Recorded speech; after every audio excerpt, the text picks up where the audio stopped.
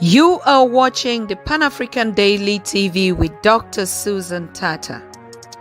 The Africa we want: unity, consciousness, our culture, our spirituality, our history. One Africa for Africans worldwide. Motherlands calling its diaspora home. Join my voice. Join my team. Join my campaign. Campaign 21 hashtag 1 million subscribers on the Pan African Daily TV YouTube. Be a volunteer. Apply now.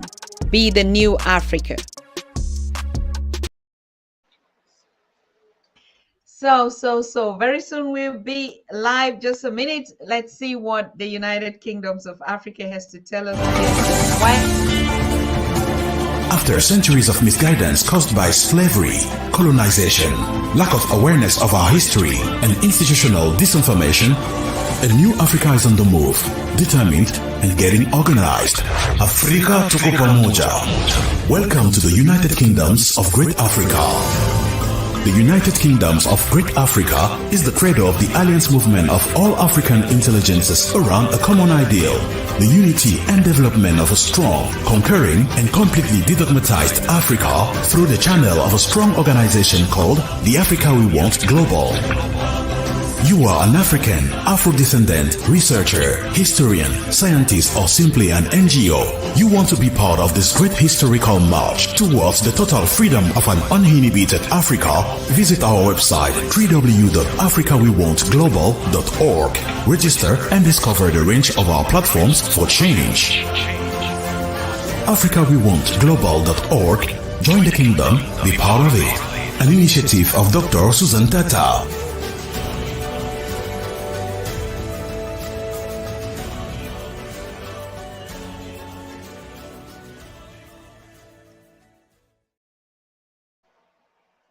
So beautiful. Good evening, everyone. And yes, tonight is or afternoon out there. I know I say tonight because me here in the studio is almost around 10:30 here out. So I hope all of us are doing fine out there, and pretty more cold out here. I don't know what your situation is out there. So tonight we have our brother Imhotep ASAR.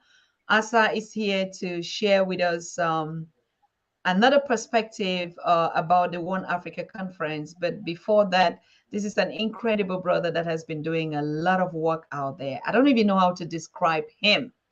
I hope all of you are getting connected, because it's been some days that we've been off, trying to put some stuff together. I've been preparing also to meet him in person at this One Africa conference. So there's just a lot going on, and the heat is on everywhere. We hear, oh, it's Detroit, Michigan, or the One Africa conference. I mean, I really want to put a shout out to all of you that have been sharing that information, and because the noise is really getting louder. We cannot wait to meet in Detroit to actually put a foundation and a structure to the Africa that we want.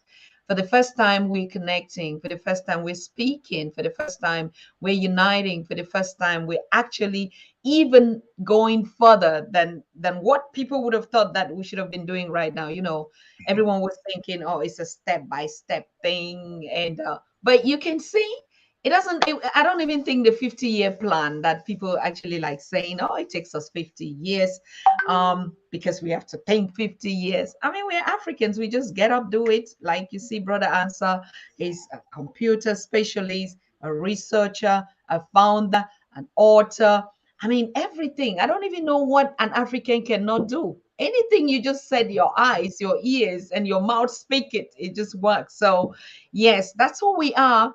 And I want to salute all of you. It's been a while. I think it's been almost a week. A week. And I saw a lot of comments. People were like, is she going on vacation? No, I did not. I'm just preparing to go out there in Detroit, Michigan, and meet my brothers and sisters that we've been disconnected for 400, almost 500 years. Can you imagine the excitement? So why would I come and sit here and we be talking? You know, I'm just already there. I'm already there. I just want to like even shift it ahead. Okay. So yes, thank you. I hope all of you have your water to drink, and let's mind our African business, because this conversation today is going to be quite interesting. We want to first of all know who Brother ASAR is, what he's been doing, and what are his projects, because this is a big visionary. And you know what? He's also going to be one of the keynote speaker on the One Africa conference. And you know they don't just speak, they go for the there. Right. So, brother, welcome to the first time on the Pan African Daily. It's a warm, warm day because it's only you that could have maybe put us on the stream tonight, because we were already like, let's just go to one conference and then come back and then we talk about the One Africa. So, how are you doing, my brother? I am doing well. I am doing well. And I just want to say, firstly, that it is an honor to be on your platform. You have had many giants in our midst, and I am privileged to be one of those panelists in that long line. And just the work that you're doing, it is very fascinating. And I'm excited about being here, and I'm excited about your platform, and excited about actually meeting you in Detroit on April the 30th. So I look forward to our conversation. I don't know. Sometimes I used to say God gave the African everything. Bro, is that your natural voice, or did you do something to it? No, that's my natural voice. Wow. I mean, it's like I don't know, the roaring. Like every other vibration is in that voice. I mean, this is so, you don't get this anywhere. You don't hear this, you hear some tiny voices, but when the lion roars, the kings are rising, and everybody watch out right now. So yes, bro, it's gonna be a wonderful time to be in Michigan to meet you all. And what are you looking at? What is the noise out there? Because maybe it's just because I'm in and my head in, my spirit is in, that I hear everything I see now is just the conference. Do you also have that impression that mm, people are anticipating and waiting for that day? Yes. Uh, all I hear is excitement about the idea of the conference itself, what it represents, as well as the people who are coming to share information, but also just meeting just the people themselves, because it's been a while as a result of the pandemic that these types of conferences hasn't been really going on for about 2 years now. So the community has only been seeing each other in this virtual space, and so there's excitement on all types of levels, and so you know I look forward to meeting some people who I've only met virtually, uh, in person, who will be there. So it's going to be a good weekend, and I look forward to it. Mhm. I mean, a couple of people are just like, yes, COVID came, COVID is gone, or is will go. And for some people, people that are not Africans, let me say the Caucasians, for them it was quite like it's okay. I mean, we've been used to, being not the people to people kind of persons, but for us Africa, it has been a really kind of a pain because we connect face to face, spiritually, but also physically on a very high note. So I can understand if you say, the weight is actually on for 2 years or even 2 years plus. For us, that's really something that is unheard of, right? And yeah, so can you just describe Michigan? Are you from Michigan or from outskirts or? No, I'm actually Well, where I'm from is very nuanced in the sense that I was born in a town called Jacksonville, Florida. But Okay. because both of my parents were in the Navy, Mhm. especially in my early years, I lived with different relatives. So I lived in New York, I lived in New Orleans, which is in Louisiana, um, and then we finally moved to Texas. So I spent most of my younger years in Texas, in two cities, in Houston, Texas, and in San Antonio, Texas. And so, after college, I left Texas and went to Philadelphia, and that's where I've been, ever since. So I'm mainly in Philadelphia. But as far as Detroit is concerned, I really can't give an honest personal assessment because I've been to Detroit. However, I've never left the airport. So I would only come to Detroit as a layover to go to some other place. So this will be my first time in Detroit, stepping outside of the airport Mm. and then go. So, but I have friends and family there, so I get a good sense of the layout and the culture and things down there. But Mhm. as far as Detroit is concerned, no. And Detroit is far from Philly. Uh, you know, about an 8 hour drive. If I understand correctly. But 8 hours. Okay. yeah, and that's light. You could travel 8 hours inside of Texas easily. I know a lot of people on the East Coast because the states are so um, smaller.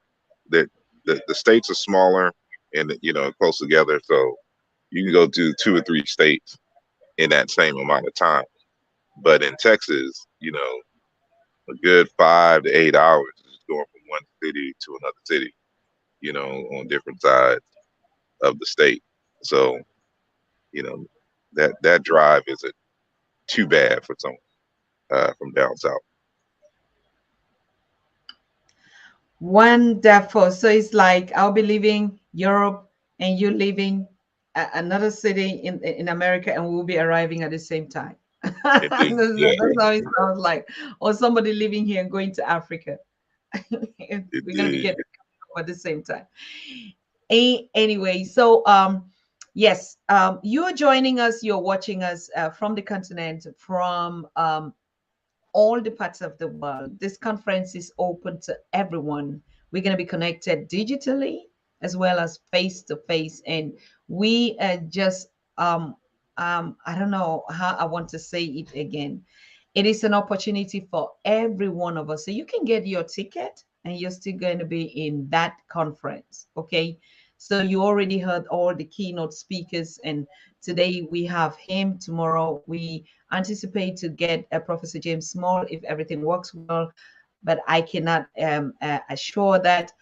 On Yes, so get your ticket. I'm very happy for those who reach out to me this evening and like bought their tickets and actually told me my tickets are ready.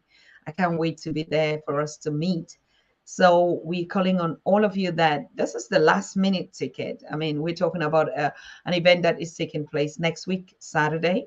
Or yes.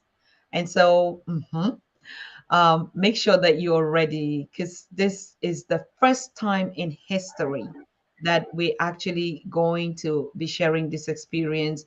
I don't even really know what we actually will be talking about, and just connecting already is too much for us to meet and then putting in that work out there for what we see or envisage One Africa to be about. So, bro, I know we're going to talk a lot about this conference today, and we keep reminding people to get their tickets virtually. It's going to be broadcasted all around. I already see the whole media team.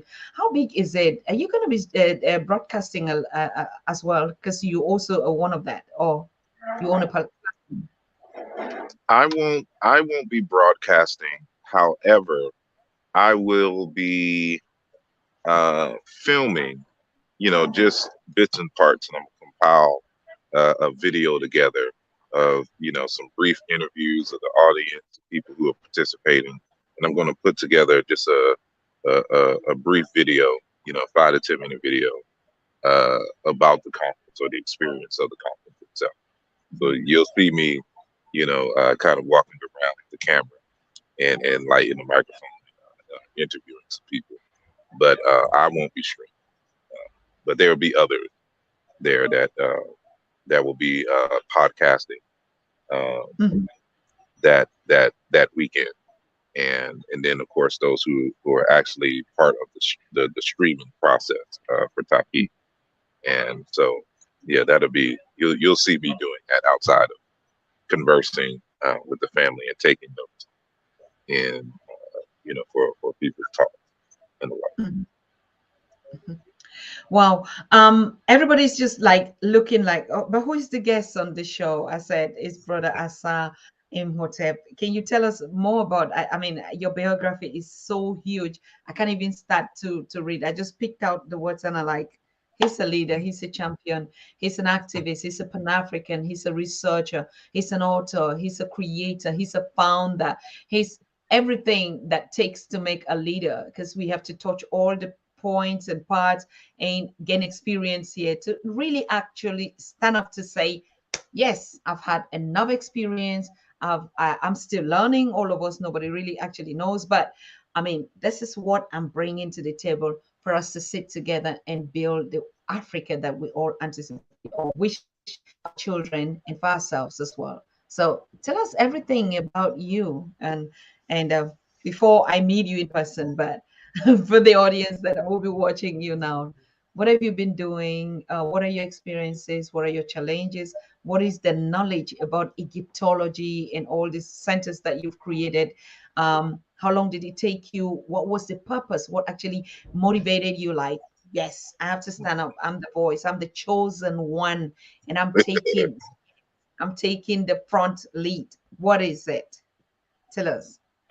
Well, I don't necessarily know about the latter part of the comment, but as I stated earlier, born in Florida, pretty much raised in between Louisiana and Texas, and my adult years on the East Coast in Philly. And while I was in undergrad, I was in for computer information system, and I minored in African studies, African and African American studies. And how I got to the Egyptology thing, I went to 2 schools initially. So the first school I went to was Southwest Texas State University in San Marcos. And then after my second year, I transferred to the University of Houston. Now, this is significant primarily for this reason. When I went to Southwest Texas State University, there was no African studies or African American studies programs or departments. So there was no classes that you could take, to learn more about our history and things. So, we had to create organizations and do self-study. And, it was this one organization that was created called Kumasi. And Kumasi, we would study throughout the week. The meetings were held on Wednesday. So we would study throughout the week, and then somebody was assigned to do a brief presentation at the beginning of each meeting about what they learned during the week. And then, we would have some conversation, and then we would have some new assignments and some new readings or continued readings, if like we were reading like a text with several chapters, right? And so when I transferred to the University of Houston, they had a Black Studies program. Now, keep in mind, when I first got there, my focus was in accounting, right? So that was the degree I was pursuing. And so while I was at Southwest Texas State University, they did not require you to have a minor as a requirement for graduation. However, when I got to the University of Houston, you were required to get the minor. Now, what's interesting is when I got there, they gave you a choice of, minors. And so it had to deal, since I was in the School of Business, it had to deal with kind of world studies. And so, you could take Asian studies, you can take Latin American studies, or you could take African studies. And I saw the African part, but I didn't realize like that was a separate, minor. And so I went to the African American Studies uh, program and started taking the classes there. So I took 12 hours of those classes, and then come to find out that none of them counted because I was supposed to take African Studies, continental African Studies. So me thinking they're all the same. So I had to go and take an additional 12 hours, for African Studies. And then I decided at last minute, I want to change my major because all I do is code and deal with computer stuff. So I'm like, I'm not going to be an accountant. I already see this. This is too boring. So I switched, went into computer information systems, and I'm currently continuing in computer science for the master's level. But when I switched over to CIS, it also did not require for you to have a minor. So, ultimately, I mean, it wasn't money wasted, but it extended my stay, at the university.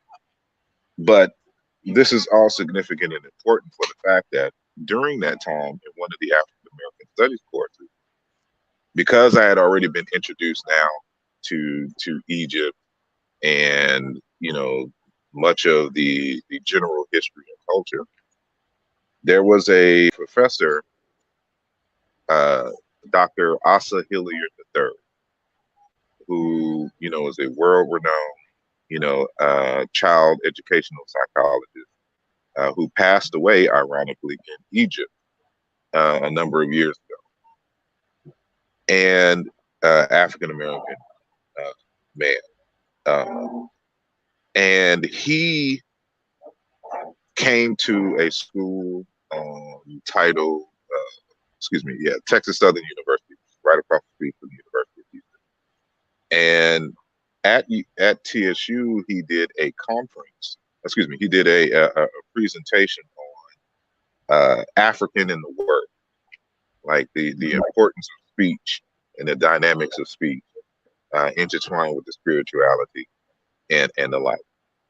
And in that conversation, he introduced me, well, I guess to the audience in general, a text by Dr. Kimbwadinde Kiabunseki Fukiao out of the Congo.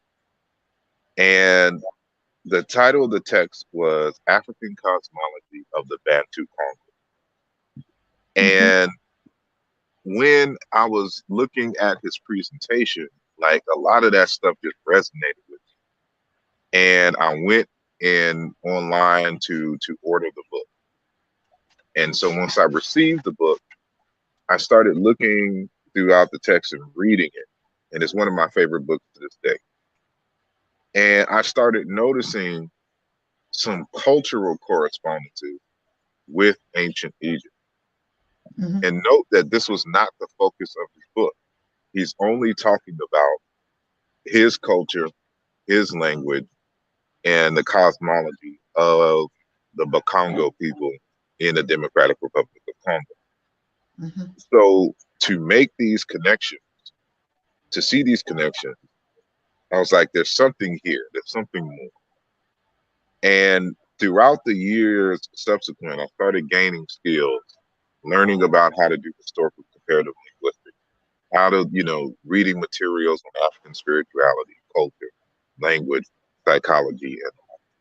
And as a result, I I was able to now more formally and systematically make these connections between ancient Egypt and so-called Bantu language speakers. And, Bantu languages are a linguistic group that expands from uh, Cameroon all the way to Somalia, Great Lakes region, all the way to South Africa.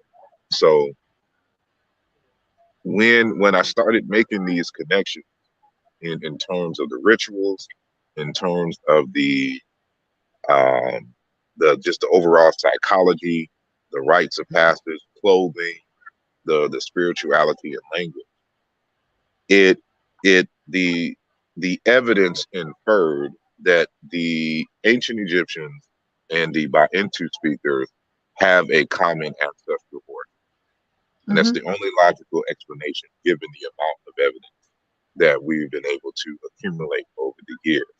So many people may know me primarily from those discourses and writings regarding these relationships between ancient Egypt, West Africa, Central Africa, Southern Africa, it amongst a group of people that they try to argue have no relation to the group. Now, every group is significant and unique amongst themselves, but given the colonial history, there have been some other ideas that were introduced into Africa. And unfortunately, many African communities did not have writing.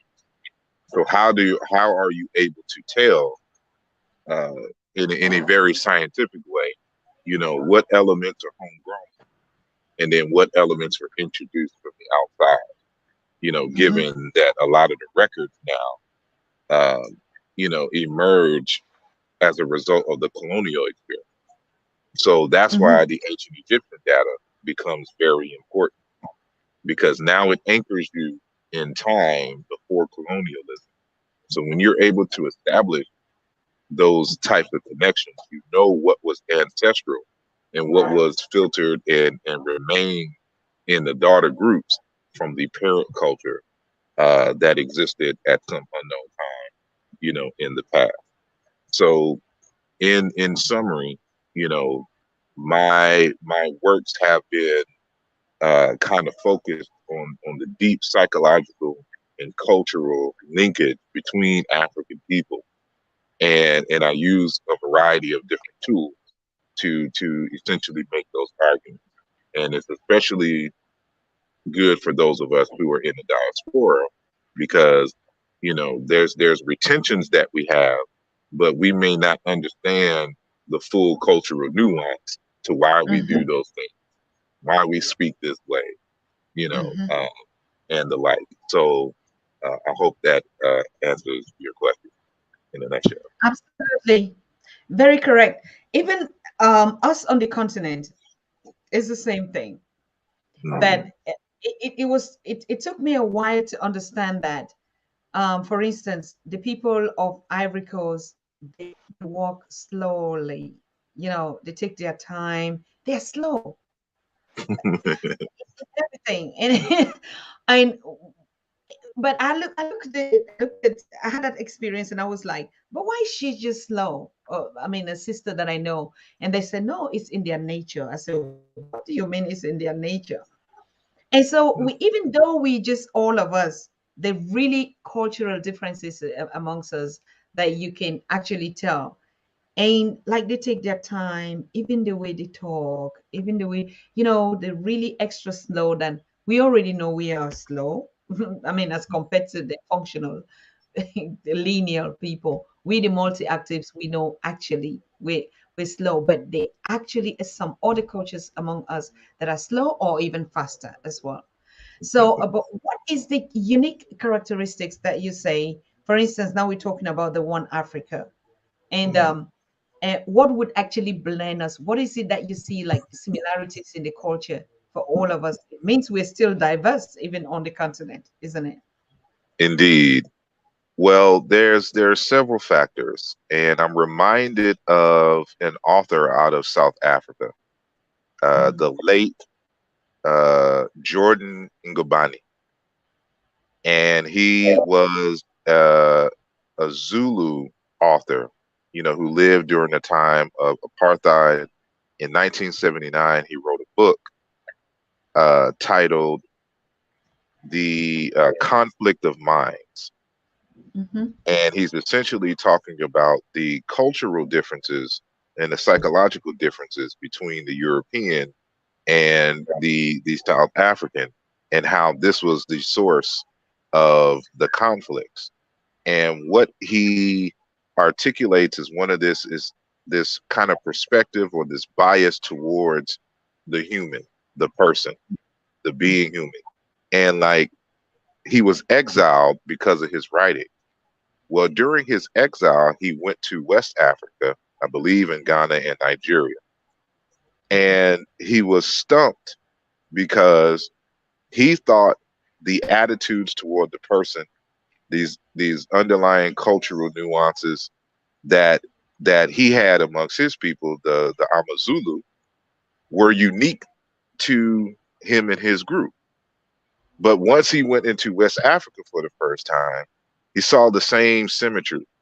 There's expressive differences, Mm-hmm. but the underlying spirit, is the same in terms of their approach to music, their approach to ancestor veneration, the Mm-hmm. mask cult, the way of dress, the Mm-hmm. use of proverbs, for example, as teaching modality, the earthiness of the artwork, their perspective in the value of environment, so to speak. And even, of course, because these are related languages, if if if you were to study them deeply, you will find that y'all speak the same words. They just sound different as a result of, migrations from, of course, evolution through time and migrations and dialects forming, over Mm-hmm. time and to the point where they become different languages. But you when you put them side by side and you note the pattern in the words and the speech, you like, oh wow, these are the same words.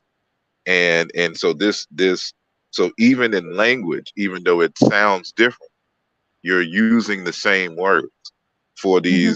these very fundamental concepts of life, right? Mm-hmm. So, for example, in ancient Kemet, there is a foundational principle that, in our Egyptology speak, we say ma'at, right? Mm-hmm. Yes. But it's not really pronounced ma'at because the ancient Egyptians did not write out their vowels.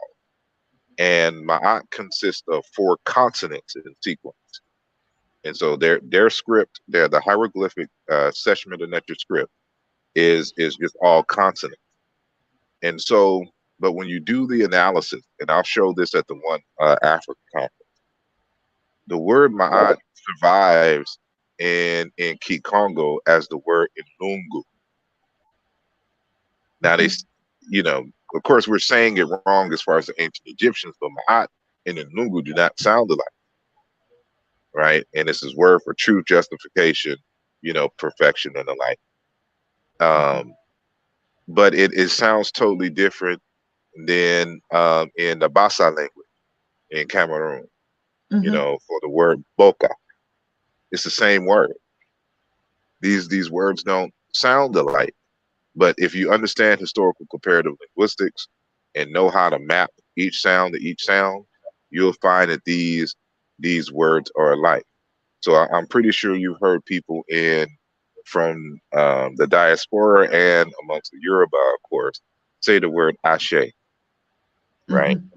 The word ashe, meaning a command, power, Mm-hmm. the ability to make things happen and to multiply and to flourish, Mm-hmm. right? So, and but it's found in ancient Egypt as the word wester, meaning power means all the same thing. Mm-hmm. So the Yoruba language, they've dropped a few sounds. And so now all we say is ashe instead of the whole Wasiri, and Mm-hmm. that you find in the ancient Egyptian. And so, when it comes to, for example, mummification, words for king, words for heart, you know, the the sitting, like when you go to places like Ghana, when they sit the Mm-hmm. king, they sit him 3 times on the stool. Mm-hmm. You'll find the same rituals in Central Africa, and the the relationship where there are leopards and panthers, like the leopard skins that you'll see all in places like Benin, Togo, the Congo, Kenya, South Africa, amongst the Kosa, the Kosa and the Zulu, etc. Even in ancient Egypt, like these societies, these use of these patterns or whatnot, and the idea, like in places like Central Africa, that the leopard is one's double, one Mm-hmm. spirit double. You know, Mm-hmm. you I find the totally. same thing in ancient Kemet, and so there's just many different nuances. The I hear about these Jollof wars. You know, between Nigerians, um, the Akan and the Shanti, folks, and the people of Wolof in Senegal, right? Mm-hmm. And what I mean by the Jollof is Jollof rice. So not a real war, but who has the better, rice dish? It survives here in the United States. We call it jambalaya. We've added some other things down in the places like New Orleans. So like our taste in food in terms of spices and the like, and what we do in terms of soups and sopping, with certain things like what people would do with fufu and the like, and there's it's just kind of universal, and then of course some things are the result of trade and migration. So you'll see a lot of cowrie shells, for example, in West Africa, and you see that it is being used in all types of artwork and jewelry or whatnot, but cowrie shells come from the eastern coast of Africa. It was a Mm-hmm. result of trade in Egypt that happened in Western Africa that you get. This is why we got the cowrie shell, and so everybody, because they have a similar culture, said this is good for art, and you see it on all the artwork, and not just as a form of currency, or even amongst like the Yoruba folks who use it for divination. You know, and we still use it as divination in the diaspora for those of us who have either maintained or have adopted the spiritual tradition coming out of Nigeria.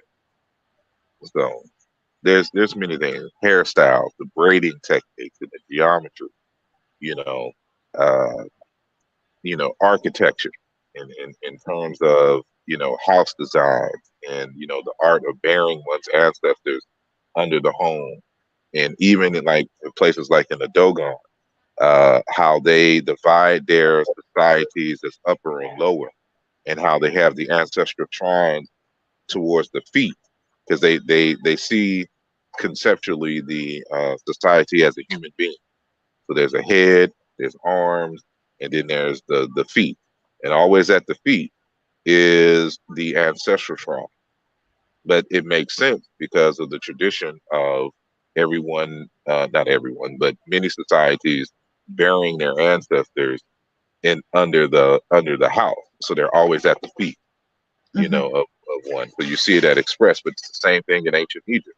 That's why all the pyramid tombs and everything are what we call the north, but which was technically their south, because they had a kind of reverse orientation. Their north was our south.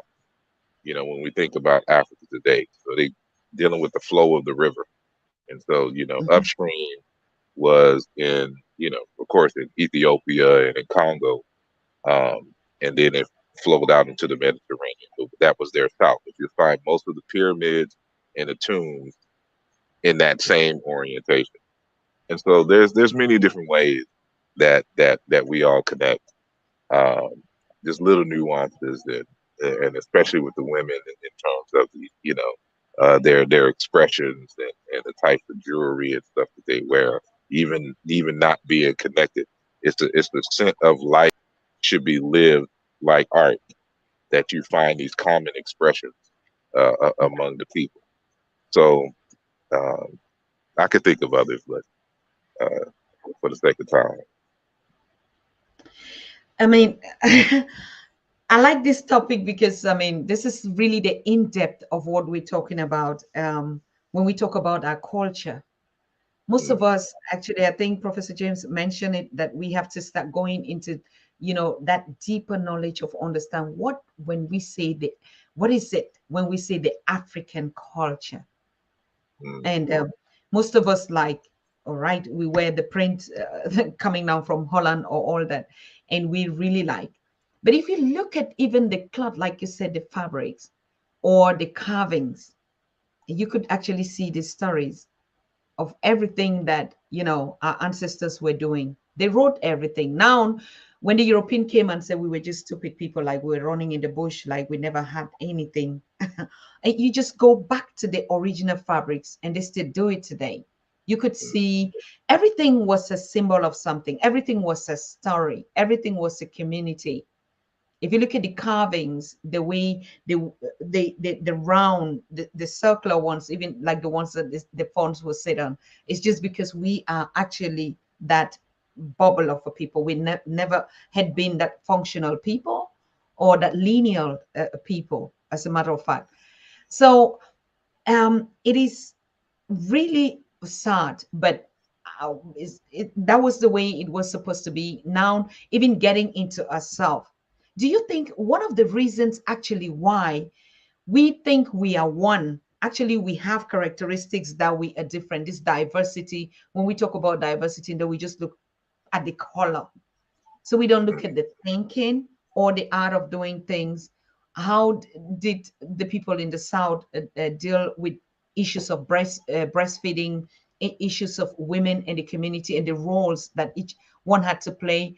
And these are critical little things that I think even from the beginning, before the colonial came, prehistory, we had this difference, but we didn't see it as a difference between us. We just saw it as how we were raised, how we were taught, similarities in other, and we fused together. But this idea of we just forgot, we don't even read the signs, we don't even know what it means, and that's why we don't even identify with our cultural like artifacts, because we cannot read the writings of what our ancestors were telling us in this craft. Why did they take that time to build something apart from the pyramids? Even just the clothes that we wear, we just see sculptures on it, or colorful animals, or whatever. Why would we do that? Why did we not eradicate some of these structures to just say, huh, all right, we were after all bush people? mhm. Um, well, I can say, and just to agree in terms of the writing, for example, in Congo, Fukuyama talks about how they would tie ropes in a certain configuration, and the Mhm, person who could read the ropes understood what had happened in what time mhm, period at a certain thing.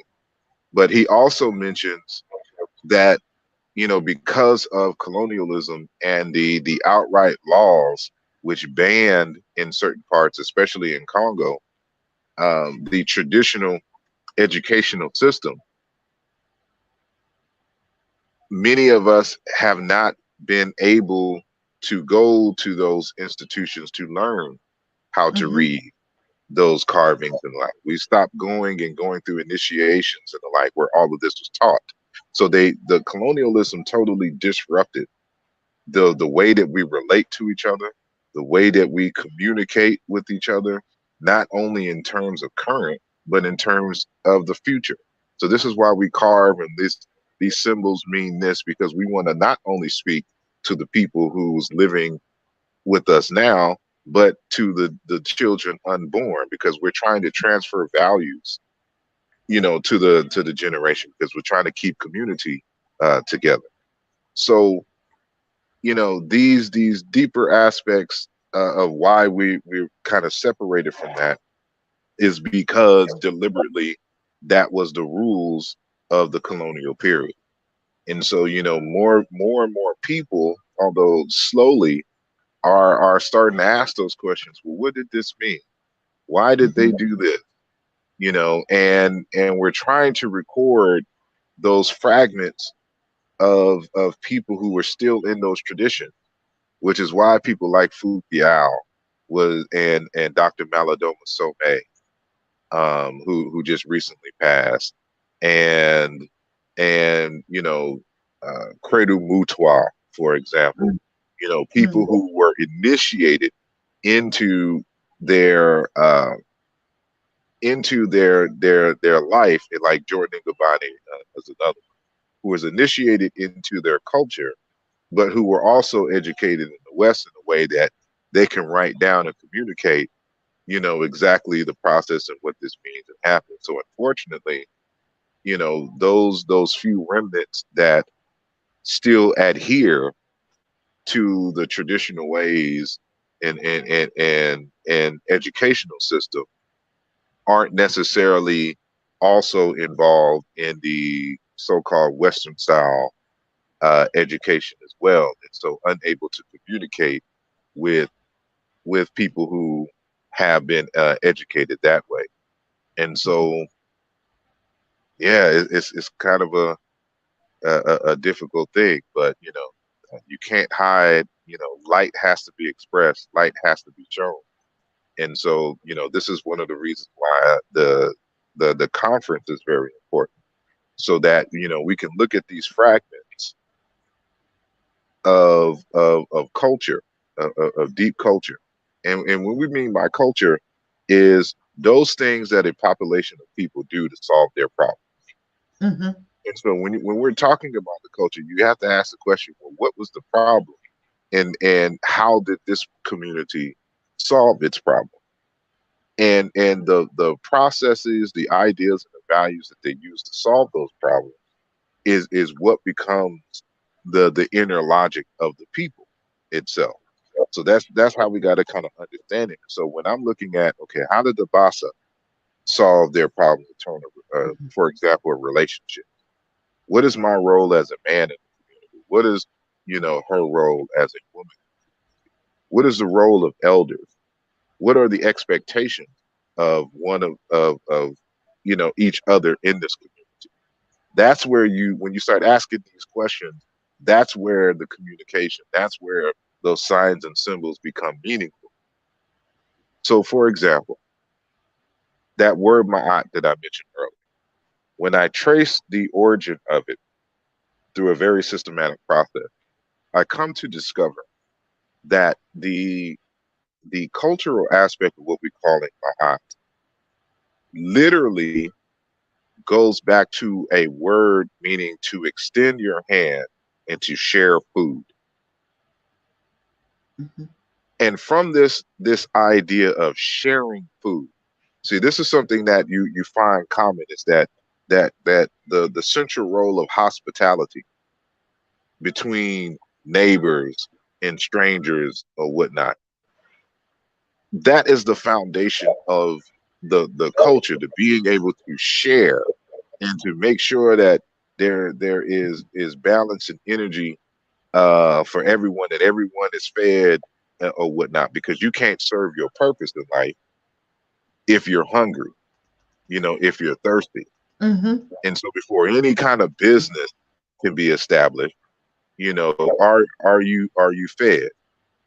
Do you want some water? I see that you started off the conversation making sure that everybody had their water, because if you can't pay attention to the conversation if you're thirsty, and hungry, and so that is the basis, and that becomes a whole religious system. It's the sharing of food, and becomes the basis of society, as a whole.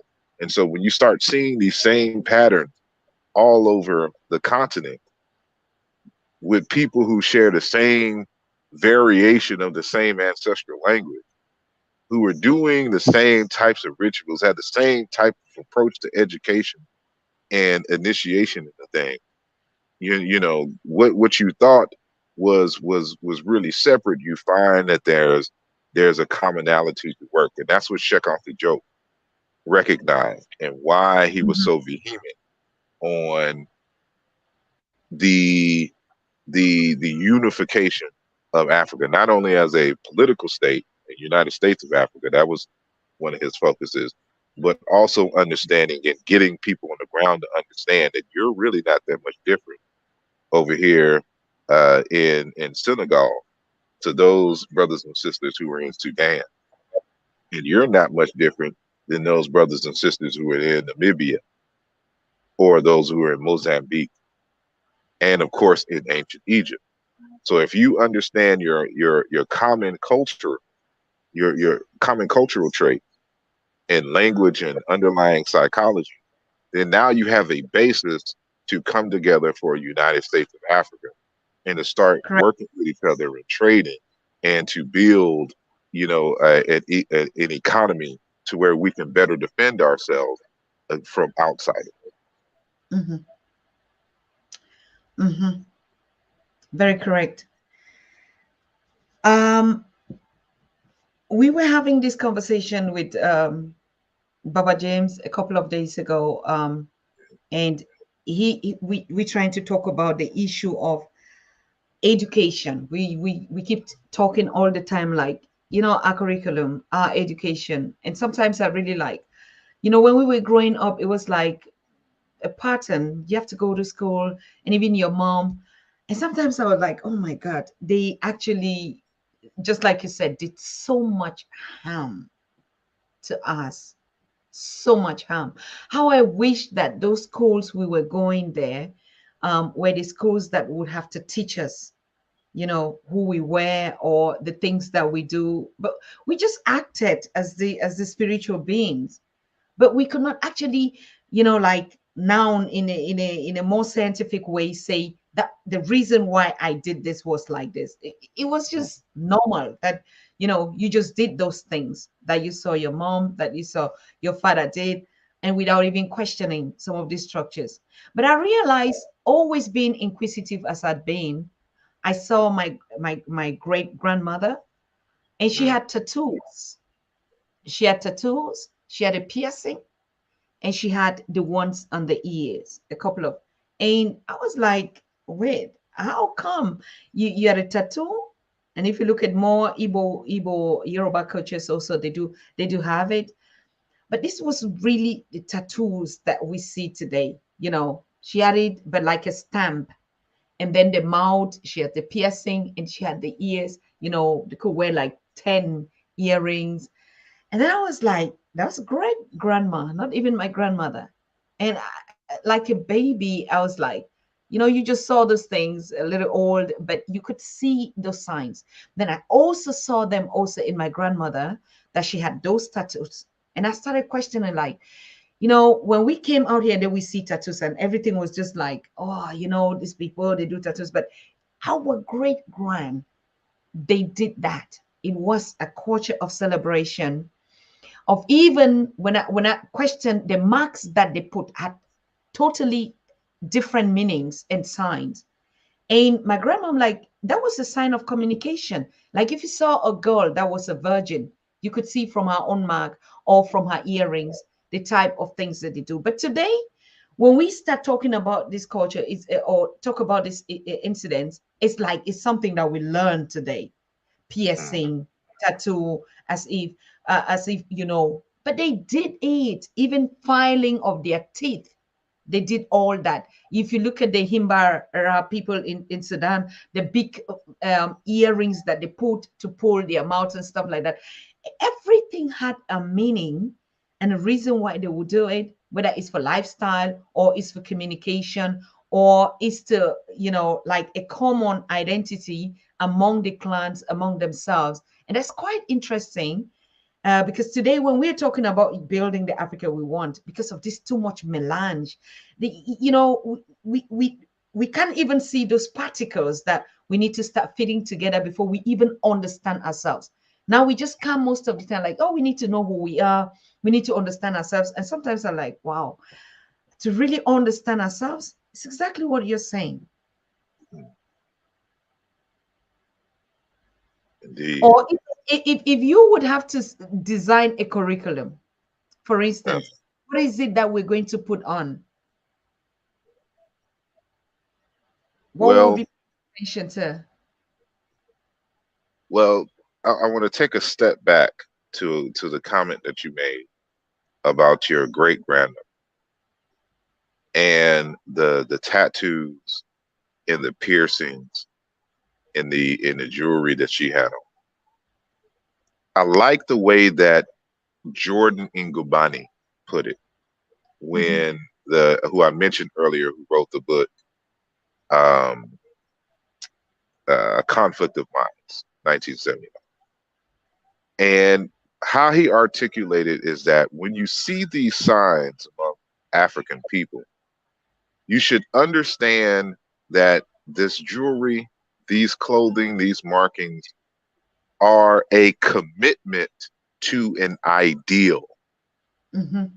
that the community has generated for itself. Mm-hmm. So this is my commitment to this ideal. And I think that a lot of times we don't really, I'm thinking collectively, dig into what are the ideals of the community. What type of human being does that community desire to create? Because Mm-hmm. once you understand that, then this is where the curriculum comes in. The first thing you got to understand is what does it mean to be human? And what is the ideal human being? Once your community has understood what the ideal human being is that your community needs in order to thrive and to survive, then you create the institutions and the curriculum around that. I share. You Mm. get what I'm saying? So Mm. one of the values, of course, in any type of nation building and sustaining is family. It's always family first. So in the early stages of the part of the curriculum, I would start off with introducing this one framework that that whatever we're doing, it should answer four fundamental questions of life. Who am I? Where did I come from? What is my purpose? And what must I do to fulfill that purpose? Mm-hmm. Right? Then I'm going to assign the students their for them to go into their personal family and to start tracing lineage as far back as possible and to notate what your relatives have done and contributed to the family, and or even if they did wrong, is whatever. It's you're documenting and understanding the history of your personal family. Then you can go on to the other folks and to see what great person in your community or society and larger. But it always starts with family. You should know what grandma did, what she went through. What was her likes and dislikes? What did she like to eat? What she didn't like to eat? What did she like to drink? Why does she do what she did? What was the life experience that shaped the way that she did? What did they do then that we don't do now? And then acts more fundamentally in terms of its value and weight. Like it's stuff like this. It always starts with the immediate family, and Mm-hmm. then you go on into other structures because again, you want people to value and to understand and to know who they are. So the four fundamental questions: who am I? Where did I come from? What is my purpose? And what must I do to fulfill that purpose? and then, because all of the other things kind of gravitate. So like if you have a liking for mathematics and numbers, calculating, of course you can go either into business if you have some ideas, or you can go into other type of scientific fields, like in astrophysics, or in the chemistry and the like. If you like, since maybe you're more so of an artist, you like to communicate more abstractly, you know, there's lanes for that. But you got to kind of understand and see, who else in your family, had these particular traits, because now they become a resource for you. So this is why it's important to know your family. You always want to start with your family first, and and then we can get into the larger, societal curriculum, in terms of, just understanding Africana, Africology in general. Human beings evolving in a certain way, and migrations and language, and how these cultures and similarities, differences, interactions between different groups, and the environment. You know, Part of the curriculum just has to be what environment do we live in? What are the resources that are here? What botanical plants and things and medicines exist around us? How do we, take advantages? How do we contribute back to ensure that these resources are here for our unborn great grandchildren, et cetera, et cetera. And so, it would be kind of centered around that. And then, the spirituality component. What do we mean? What do we understand as a god or god or powers in nature? What does our culture say about this? When it comes to ethics, what does our culture say about, ethics? What is ethical to us? And so it would kind of be centered, around those things, because once you get them interested in that, in terms of the physical environment, in terms of cosmos, and deity, and in terms of family, then you have the basis, for to expand, because now you're giving them a curriculum, um, with an understanding that you're learning all of these different things, so that you can contribute to the forward flow, the forward movement of the culture, of the society at large.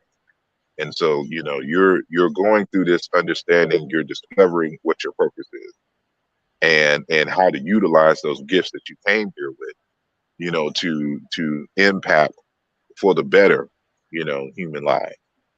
And so that's just kind of off the top, but that's where I was. It's very okay. We just coming out from this season. I think most of them are still in it. This period, where Christians talk about, or the Easter, and we saw a very, I don't know how to describe it, a kind of a very strange video coming from the continent, from a community of women.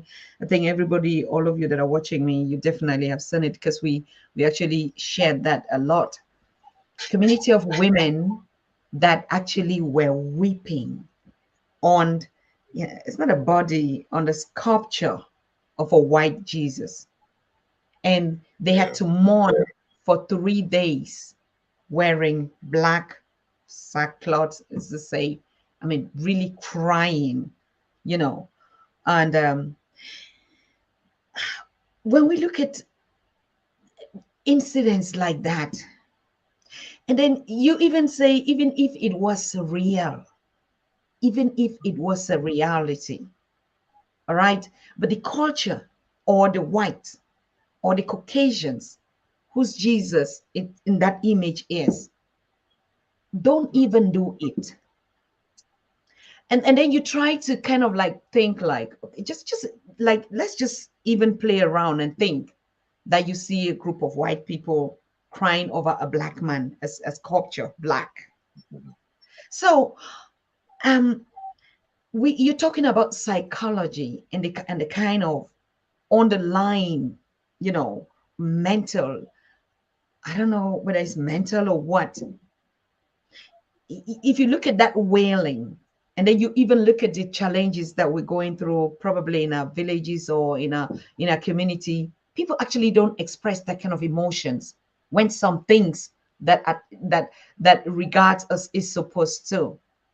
And then we begin to see how many generations actually have separated from the spirituality, from the spiritual way, the communal way that we did things, to getting right up to this point.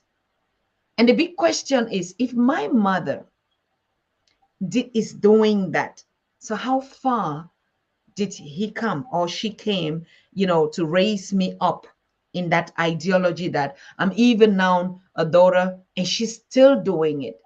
You know, I try to put a lot of things together. I really don't just throw something. I really ask.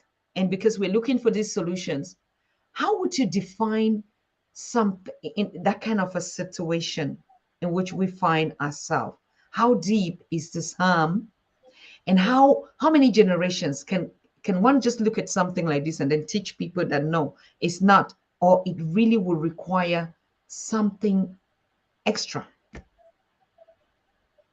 Ooh, that's a difficult question to answer, for the simple fact that this is, to my knowledge, really kind of new for human history. So we don't have a blueprint from an earlier group who had to go through this. And, ultimately it's going to boil down again to values. Now, the word value essentially comes from a root meaning power, right? Mm-hmm. And when you have these other groups who came in and forcibly made you abandon your culture and your religion and your way of life, ultimately what they did was a devaluing process, Mm-hmm. making you devalue who you are and who your ancestors were and the way that they looked at the world. So for them, in order to sell you that they were superior, they had to devalue Mm-hmm. in all aspects. So remember, value has to deal with power. So Mm-hmm. they had to decrease power because your ancestors make you powerful. Mm-hmm. Your ways of doing things make you powerful. But I can't, if you are already powerful, why would you need to adopt anybody else's way of doing anything? Mm-hmm. So the marketing has to make it seem like, well, you're not, anybody unless you have what we have, because this is where the real power is.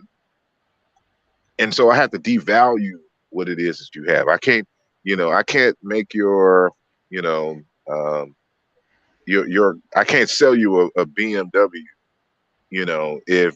if you already have an equivalent or a better car in your eyes. Mm. There's no reason for me to give up my car, especially for something that is of equal or greater value. It has the same features. But, this is exactly what they've done. And so, when you see white Jesus, who would more than likely look like an Arab, given the region, like a brownerish Arab type person, knowing the Palestinians and the like. It is that is a sign of the depths of the psychological slavery. So what it's going to take is, programs like this. It's a slow process, because once you've educated a person, in their early years growing up, it's going to be very difficult for you to change their mindset and values, because all of that is established really before the age of 13. Mm. And so, what you have been introduced to during those formative learning years is essentially the essential character of who you're going to be, you know, going in and to the rest of your life, unless something drastic and major, you know, happens that forces you to do a complete 180. But it's really going to be for those who are out of that mindset to be able to create those types of institutions and curriculums and learning to get them before, you know, they reach the age of 13. It's going to be more difficult to try to get adults to understand the value in themselves and in their people and in their way of doing things. Uh, you know, to abandon what the foreigners have given them. You know, to re-adopt the ways and beings of their ancestors.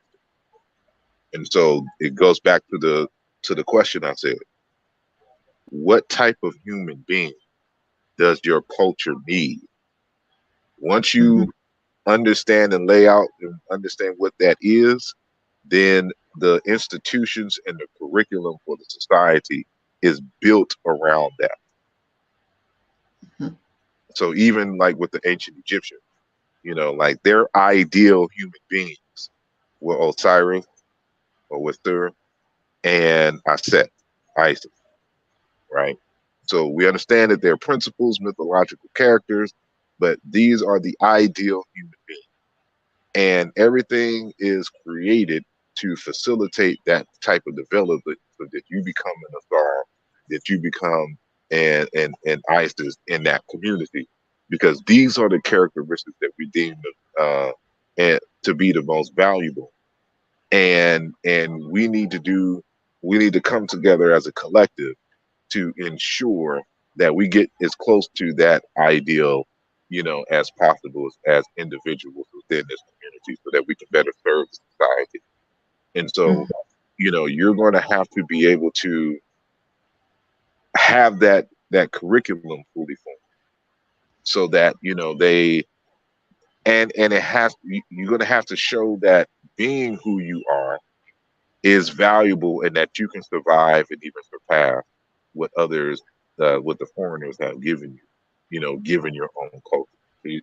People got to see the culture working for you, you know, in terms of your interpersonal relationships between man and woman, in terms of your children, you know, in terms of your sense of style, even if it's the clothing or whatnot, you know, when an African woman comes into the place, you know, with her full African garb, it's just a royalness that you sense that you would not get if you see her in foreign clothes or her with some blonde perm hair or whatnot. She got to see the young girls got to see you with your natural hair and puff, looking beautiful and regal. You walk the street, you being successful in the life, so they can see, you know, they have a model to emulate, you know. And so, you know, even the society has to create those types of myths with people that look like you and people who come out of the community looking like you, holding the values and being able to tower over life's 1001 challenges, you know, built from the built from the processes and the cultural problem solving techniques that the community has been able to give the individual. Once they start seeing that on a regular basis, you know, they'll be able to first entertain it, and then you can have these conversations, introduce them to history. These are some important people in history. These are some important events. This is why you do what you do, and they'll be more open to it. And at the heart of all of that, it has to be love. It has to be done out of love. It can't be done out of spite. We can't try to dehumanize our brothers and sisters who are in that mindset, because we understand why they're doing this: colonialism and the invasions and the like. So if we understand how that process happened, then, you know, out of compassion and love, just be good to them. Your goodness and your love being shown to them will do much more than just trying to hit them with facts and information about it. So, you know, those are the things that I think of given the question that you asked. You're very correct. Very correct. Those of you who came late and probably you're questioning and asking what's going on here. We're talking about the One Africa Conference and thoughts or critical things that would be discussed at this conference. And so you see our brother ASAR Imhotep is one of the keynote speaker or one of the family of this One Africa Conference. So you can already feel, from his background, from his research work, from his topic, from his focus, his contribution to what actually we're talking about, like trying to look at what are the topics we're going to be putting there. I think it's when people hear conference, because of the word itself, conference is like a group of people. Yes, they're knowledgeable in and have experience in certain things, and they share from their perspective, to either educate the others or uh, to put a point or to contribute something to knowledge. But this One Africa Conference is more than just speakers that would be presenting from their research work or stuff like that. It's going to be more of a workshop also. It's gonna be more also on putting really like us globally on the table and try to see what are the pieces that were taken, how can they even form, and then we begin to understand, or like we had spoken one time here with King Maponga, that we need to assess the continent and its people. Like, if you look at the groupings that we already have formed, you can begin to see, apart from the cultural differences, I mean, the indigenous cultural differences, us also, we've also metamorphosed into different, people, depending on our environment, depending on the places where we come from. So I think it's really going to be a huge challenge at that conference, trying to assess all this and then trying to, it's not going to be a solution on spot, but already the fact that we have to assess and imagine how we the oh my goodness, people, cultures, land, resources, minerals, all the possessions that we have, everything that we rounding up to say this is a rich country and all of us come from there, but then something happened, which we all know. So I think, or I don't know whether you see it that way. It's a question that I'm trying to, like, from what I know, it's going to be more of, yes, we all have these ideologies. We all have written all these books. We all know from the perspective that they were saying. Do we say that if we want to, we're taking into the studies of Job or the others, it means we have to go back to that? Or we're going to look at what do we have now? What do we have to assess it? I think it's going to be multi level because you have different speakers from different backgrounds, and it's going to be making different contributions, but they all have one aim, and that is to, again, to show the continuity and the unity of African people, and to take inventory of the best of who we are and what we've done, so that Mm-hmm. that becomes the foundation for moving forward. And so Mm, I I'm not in company with individuals who believe that you necessarily have to go back to the old ways, but that you learn what they were and the value of them. And if they are truly valuable and can stand the test of time, to redesign them in a new way that is fresh and serves the people currently. And from that, you can build, your economy and things. Because people don't understand that the economy is not built simply from products that are made, or agricultural goods that are grown, and minerals being sold. That's not the basis of an economy. The Mm. basis of an economy is interpersonal relationships between people. I share. Because, first and foremost, this will go back to part of the discussion we had at the beginning, that you have to see your people as problem solvers. Mm-hmm. And that you have to, so you have to see, first and foremost, you have to see your people as problem solvers. That's why we study the culture, because the culture is the way that people solve problems. So understand what the problems were that exist and how that community solve its problems through what we call culture. So, how do people solve the problems? And look, first of all, see your people as valuable and that they have the capacity to solve problems. Sure. Two, the establishment of trust between your people. Mm-hmm. Because if I have to trust that you are a person of your word, right? And that you have the requisite skills to help me solve my problem. Once I feel that I can trust you and in your company or your family establishment, then I can reach out my arms and give you money for you to help solve my problem. If I'm hungry and I don't feel like cooking, I'm going to go to your restaurant because I love and appreciate how you cook, and I trust that you're not trying to harm me or scam me or whatnot, and we can do business, and that's how it is exchanged.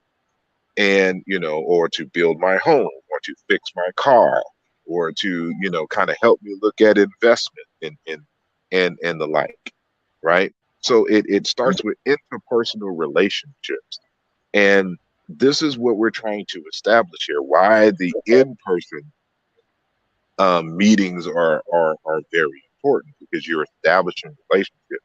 The topics and the you know quasi celebrity of the guests, I mean, of the speakers, are just a means to bring people together to network. So now that I'm Mm-hmm. at the conference, oh, where are you from? Oh, where are you from? Oh, well, what do you do? Oh, you do that?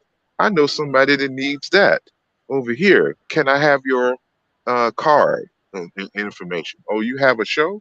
Where is it on? What times did you come on? What channel is it on? Where can I go watch it?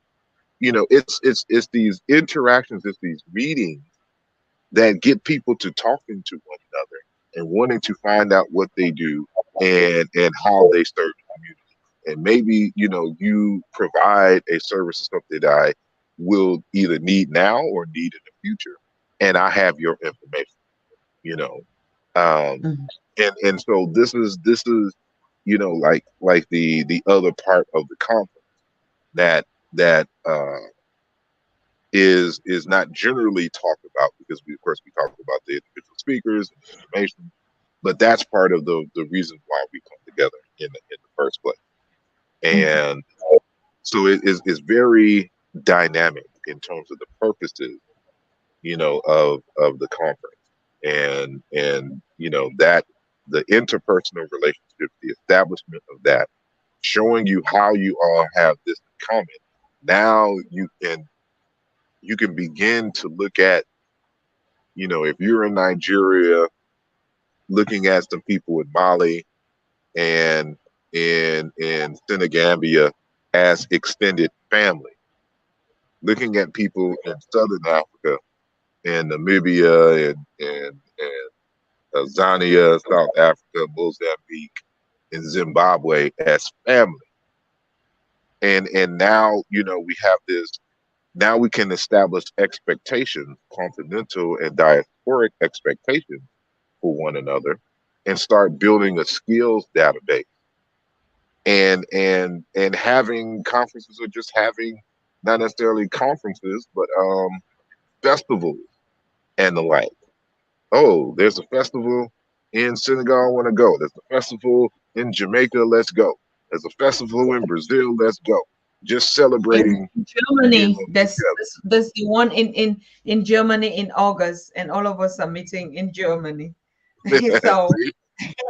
we've always say going on. Yes, festivals. That was our routine. That's how they gathered to celebrate in one ever whatever way. So exactly like you were saying, brother Asa, today everything is just like when we talk about economy, it's just like okay, we go to those festivals too. But the festivals that we grew up seeing was that relationship, mm, family that is coming together, eat together, dance together, and then tell stories, laugh, and it was just there. The dancing circles, festivals is not just like what we come now. We also have taken all the narratives and just put it in, and it's all about market. It's all about this. But the festivals, when we say festival, we didn't even have any stage. And even in Tübingen, Germany this year, we're not going to have those big clunker things because we never saw it. We danced around in the circle on the field, on the grass. So even when a child would fall, or I mean, it was just, and that's why we could do some of those games that we did. mm. And it's not just a festival. You just go and people just stand and that's not ours. I mean, this year in Germany, hey, 4th to the 7th of August, all of us are meeting, all these movements, or all anyone that, and we're gonna go the village festival way, the way we grew, the way we see our mothers and our fathers celebrate. I mean, it was all just I also made that mistake doing these festivals for more than 15 years. And I also, because brainwashed into it, oh no, you have to get a standard that is this. And anyway, always you go to a festival, you come back, it's like you didn't go. Like you went to a church, you didn't hear anything. We go Yeah, to festivals, you're coming back, you're removing your shoes and holding them on the hand because there's just no way that you come back normal. Right. So indeed. Yeah, that's the I mentioned earlier that one of those unique, common, you may not people hear people articulate it, but this is my observation, just kind of studying Africa broadly, is that Africans live life as it is an art, sure. and we put on these events in order to celebrate life's beauties. And that's where like a lot of these festivals, that's the spirit from which it emerges. It's just time to celebrate life and each other and family and blessings. And this is many people may not necessarily see it as a spiritual thing, but it is. This is one of the ways that we express spirituality is in celebration and in dance and in music. And we have kind of technologies now that can amplify it, so you can get some good Afrobeat and some good house music, and of course on the alongside with the drums and the like, you have a full experience, and just people just come home drained but not drained, like not like their spirits were drained. The body is Yes. just it feels it afterwards, but in the moment, you have been possessed by the experience and the music, and just all part of the culture of celebrating life's beauty. And and and so that's what I would hope that many people come to understand about themselves and their culture,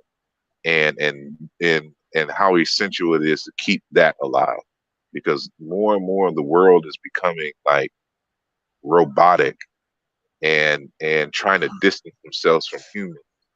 And it is that human experience that Mm, we need, that is the motivation behind the invention mm. and the That's it. technologies and stuff that we celebrate. It's just, how can we do this to express and celebrate life's beauties? Mm. That's where the invention things come from. So my 2 cents. I'm just smiling the way you put it, and that's one concrete thing that we shouldn't leave from here without taking along with us. The robotic nature in which we are unconsciously getting into. We're not even paying attention. We don't even realize it, that we're really not being human anymore. Apart from what we eat, apart from what we take into us, even adopting that robotic lifestyle becomes even more of a swag, you know, like it has to be like that. No.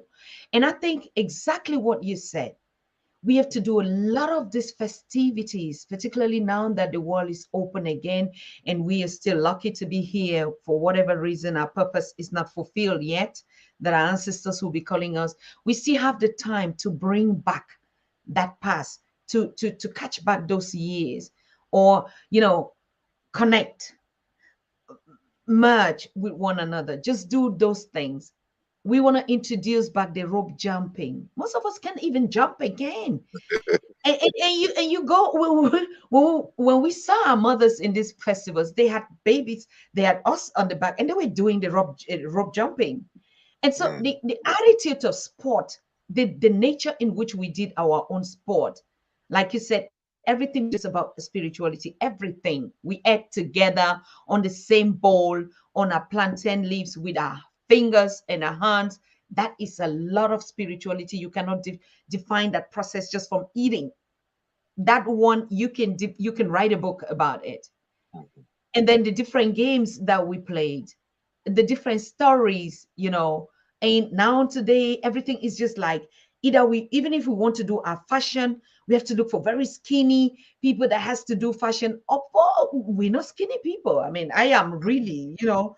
And so, but in a village, if they had to show that, you see the I mean, it was just about who you that person is. And I think we have to be conscious of that. While we're talking about coming together, uniting, we should also begin to be conscious that, look at you again. Is this really me? Is, you know, assess your own self. Take a look at you a couple of times. Like, was I like this before? What have I changed?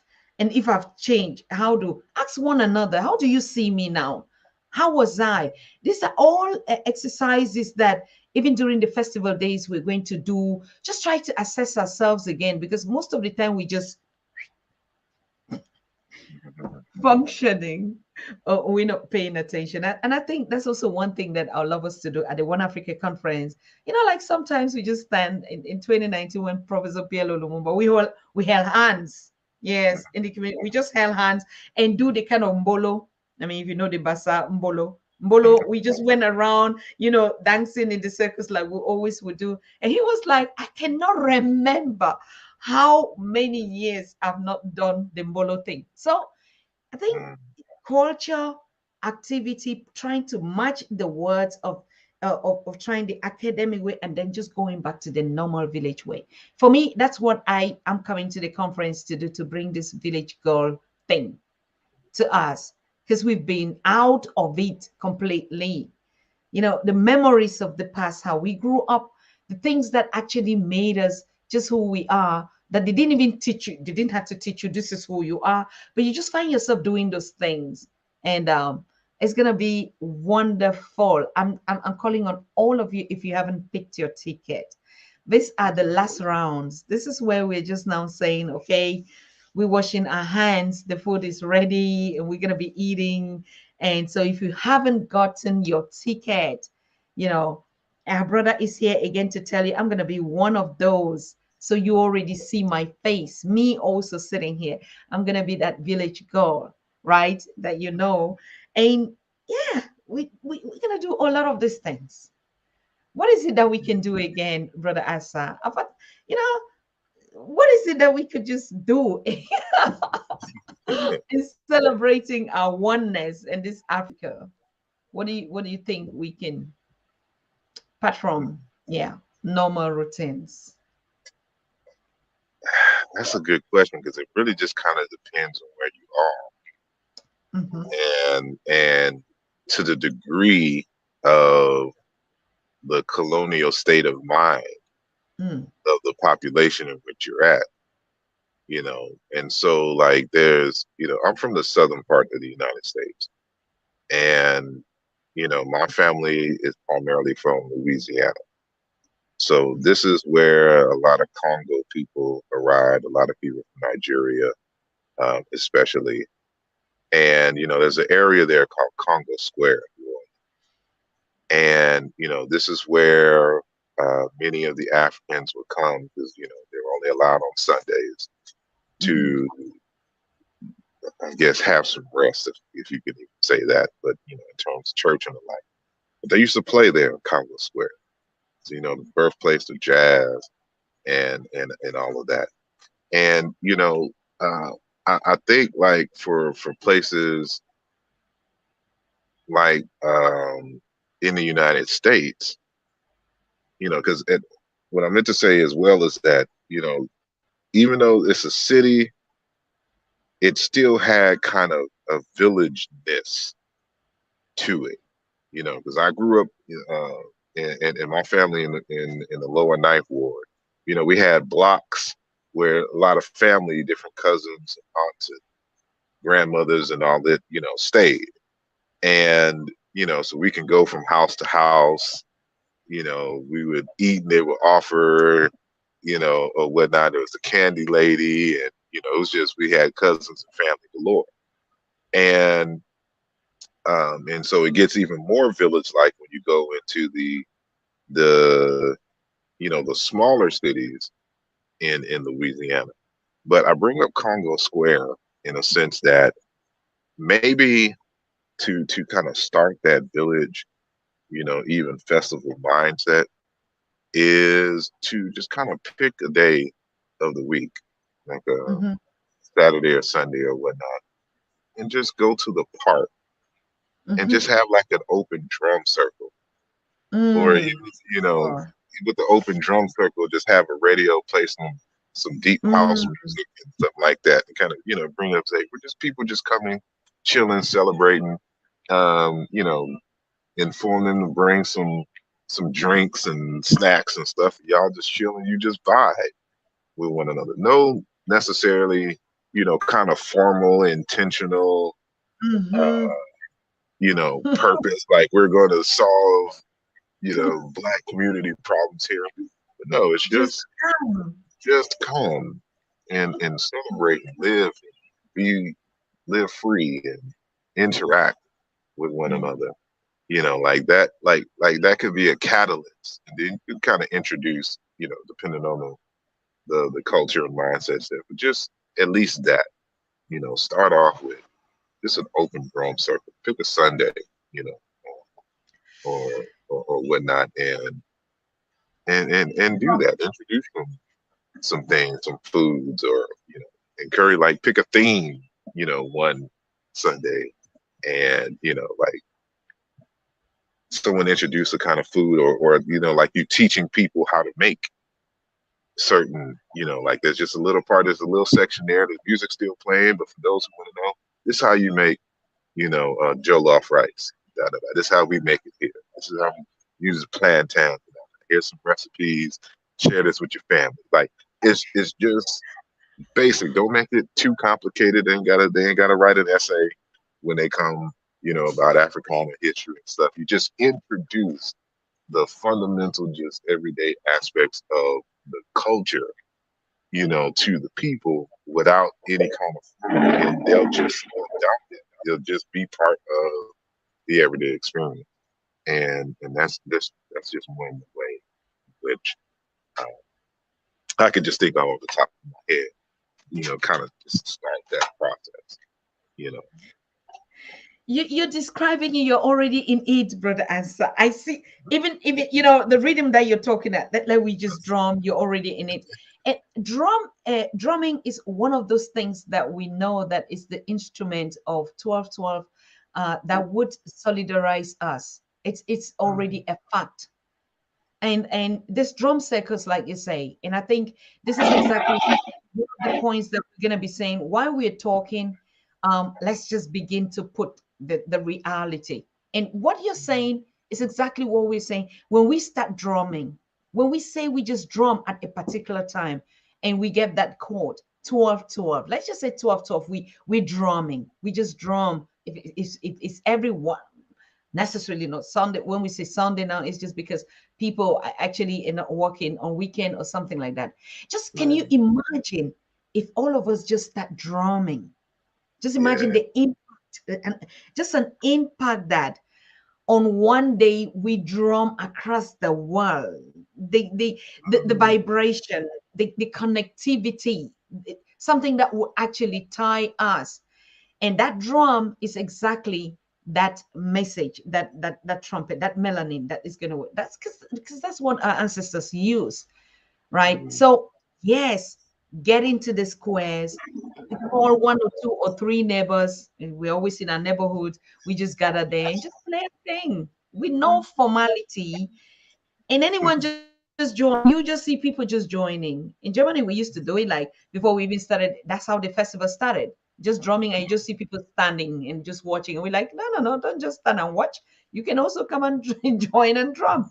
And like, and a lot of people are like, oh, can I try it? Oh, can I do it? I say, hey, come on. You can just come and see people dancing and enjoying. You just stand. Just come and also join and just be a part, right? So probably the another way to detox there's too much functionality, this too much talk, this too much people really drum on the continent. The continent is totally the colonized version of us, the enslaved, right? So it's not like, okay, being on the continent is just that we see a lot of us are just the same color maybe, but if you look at the lifestyle, uh, almost unique in and identifying ourselves like that, except you really go to even the villages now also is still not the way it was. So going back is a matter of process, like you said, but it takes already steps to doing it. Like we just begin to do every little thing that we can do in our own way now, like the drum things, setting our alarm, that something that has to make a jingle, and we say, oh, I'm connecting. I already said, I set my 12:12, like the prophet 12:12 was here and said, every 12 p.m. just set your alarm on 12:12. That's the code. And when it rings, then I just, oh, I am because we are. I am because each time that alarm rings, automatically I just find myself, oh, I am because we are, or I just smile because we have to start doing some steps, practical things, that we're committed to this unity that we it shouldn't sound like poetry, but it should some commitment, some actions, little things. Get a drum. Those of you that would not be able to make it, we really have ordered a lot of drums that we'll put online. We need to get a drum. That's one of the things that we must do. Indeed, I wish I was at the house right now. I'll show you I my have mine. I drum. have mine there. A couple of them somewhere. Yeah, uh, but Yeah. yeah, my neighbors get a sample every now and then of the drum, and just but that's how, like, for example, there's a form of music called zydeco, Hmm. and that comes out of Louisiana, and um, one of my relatives, Clifton Chenier, is like one of its pioneers, and I've never met him. However, talking to some family members who, and he's out of Opelousas, Louisiana. Some of my family members who know him used to tell us that, because everyone in my family, I don't say everyone, but there's a lot of people in my family who are just musically inclined. And like coming out of Louisiana, New Orleans, like you just had to play instruments, music. And so my dad used to play drums, keys, trombone, horns, all this other kind of stuff. And they were telling me that, back in Opelousas, the families would just go under these big trees and just play, Yes. you know, and this is where a lot of the music and stuff comes from. It's just people just going out in the middle of the street for no reason, or going under a tree, and they just practice and just play. So, this kind of musical inclination. I'm more so on the keys and modern, you know, house and hip hop production and stuff today, but still Mhm. the tradition of what the family. But this is one of the reasons why you have these conversations about family. You learn about family, Yes. so you know that these kind of spirits that are in you that are attracting you. This is not just it just didn't emerge out of you. It's it's within the family, lineage. And so, it's just go under a tree and just you'd be amazed, you know. And one quick story, because like uh, I also, would tour the country doing spoken word poetry, right? Mm-hmm. And Yeah. I had a poetry event in Houston, Texas. It was called. I did specialty events like concert poetry events, and I would Mm-hmm. do a monthly open mic, right? Mm. And Mm-hmm. the monthly open mic was held at the Shrine of the Black Madonna, Mm. church and bookstore, and and there was a place where they sold African art and all that, in there, and that's where we did the poetry. But what how I would advertise the poetry, it would be these I would call them a pop up poetry shop. I would Mm-hmm. just go to any random spot where I think people would be at. I would put the radio on, put some music on to attract people's attention, and then we would cut it lower, cut it off, and just start spitting. Just a couple of poets it out, and then we let people come up and they would participate and they would start, reciting poetry or whatnot. And while they're doing that, we're passing out flyers. Come to the event. Like we didn't come out and say, we have this event in this place. We just showed Mm. them the culture, Mm-hmm. and then people participated. And because they were engaged in it, this is how we, built up, the audience Mm-hmm. coming into it. Don't just pop up anywhere and just do it. And just give people the vibe. And I think in that same vein, uh, we can make those things like the drum circles and the like happen. You just pop up and show them and just say, hey, Mm. we'll be every Sunday, for let's just say for the summer because it gets really cold out here. So, during the summer, these 3 months, every Sunday we'll be here drumming, and you can come and vibe with us and, participate and and the like, and then go from there. Excellent. Excellent. Excellent. I just shared the line of the tickets for the conference in Detroit. For those of you who haven't, and a lot of people that are having questions like, um, where is the streaming gonna go? If you buy your ticket, you just get access. You get access to all the platforms that would be streamed. So please do get your ticket. I also talked to some of the prominents and just every other person that would be coming. Everybody's just like, we're so looking forward. The excitement, people that are calling for reservations, and those that are also buying their online tickets to be a part of this. I think something, when we come together like Africans, something always happens. I know that from childhood. Each time that we just gather for a common purpose, um, we're gathering in Michigan or Detroit on behalf of all of us worldwide.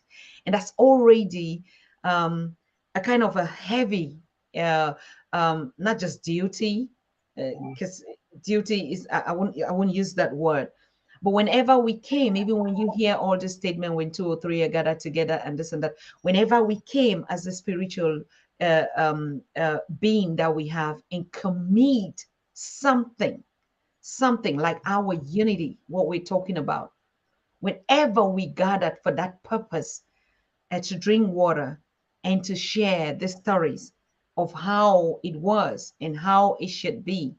I want to really break it down for in a simple way that we don't make it to like we just gathering together, like he said, problem solving culture, problem solving.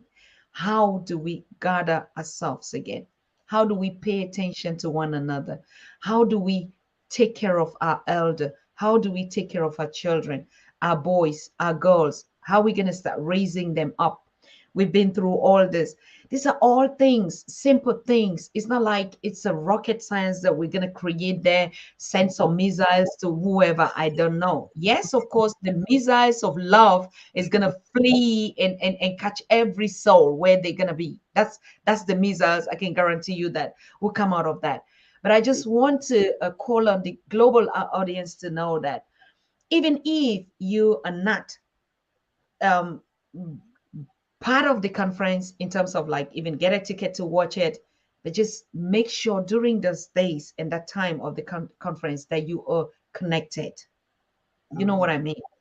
I would send you all a signal what we need to do wherever we are. Anyone that knows that something will be happening like that. And because I grew up and I saw that when the elders were going to gather for something, the women also, even when they were not going, were also part of that, and they did some rituals. The children also were a part. So not being present on a face to face, but just being consciously there, just knowing my people are gathering at this time, at this point, for this purpose. Just that consciousness of you being there, it's too much. It's too much communication. It's too much energy. It's too much contribution just where you are at that time. And so all of us would do that. In these days where we will be, the ones that will be gathering, the ones that will not be gathering, you have to pay close attention that you have your water with you at that times, that you are just with us. So we are going to repeatedly do this, even if I'm going to be doing a roadshow on this. Yes, I'll be doing it a couple all these days just to keep us trained to know that when we're gathering on an occasion like this, for whatever purpose, just like even when we'll be gathering for our festivals, that's why our communication is very necessary, that we know who is doing what where in the name of the global, of the collective, that we know so that we can be a part of that event. So, brother, I want to thank you so very much. And for those that haven't gotten their ticket, want to be physically present, we need a physical attendance. We need a physical virtual. We need the spiritual connection. All the elements that we have with us, whether you're from Caribbean or from the continent of any part or from Asia, any place that you are as a son of the soil or daughter or mother or child or girl, make sure you are part of this event, because we're not going to record the number of participants by those that were there or by the number of tickets. Everywhere that we go is always a collective, and we know that the ones that we even see, the ones that we don't see, are even more. Imagine how many ancestors are going to be with us, right? So the millions that each of us come from this gene, the extensions are going to be present. So that's already the power of that unity that we already pronounce. And don't just say the One Africa Conference, One Africa Power in Unity Conference. What's that we are spitting out?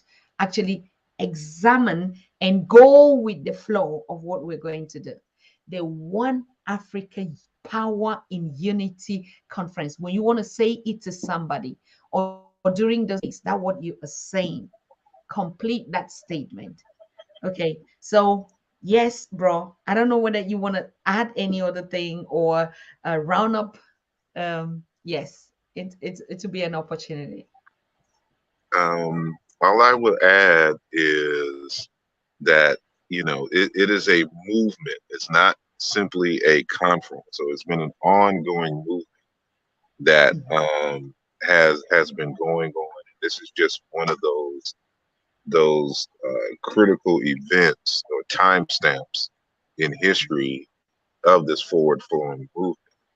And the ideal is to open the channels. So, for example, the people who are producing the conference created a documentary film, which I'm also in, called Hoppy.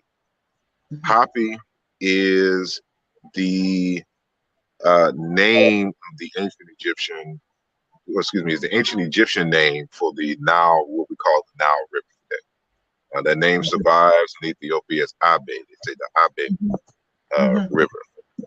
And the whole purpose of the river, you know, as is an open channel of communication between people of different distances, of Mhm. long distances, to be able to connect and gather and exchange, trade.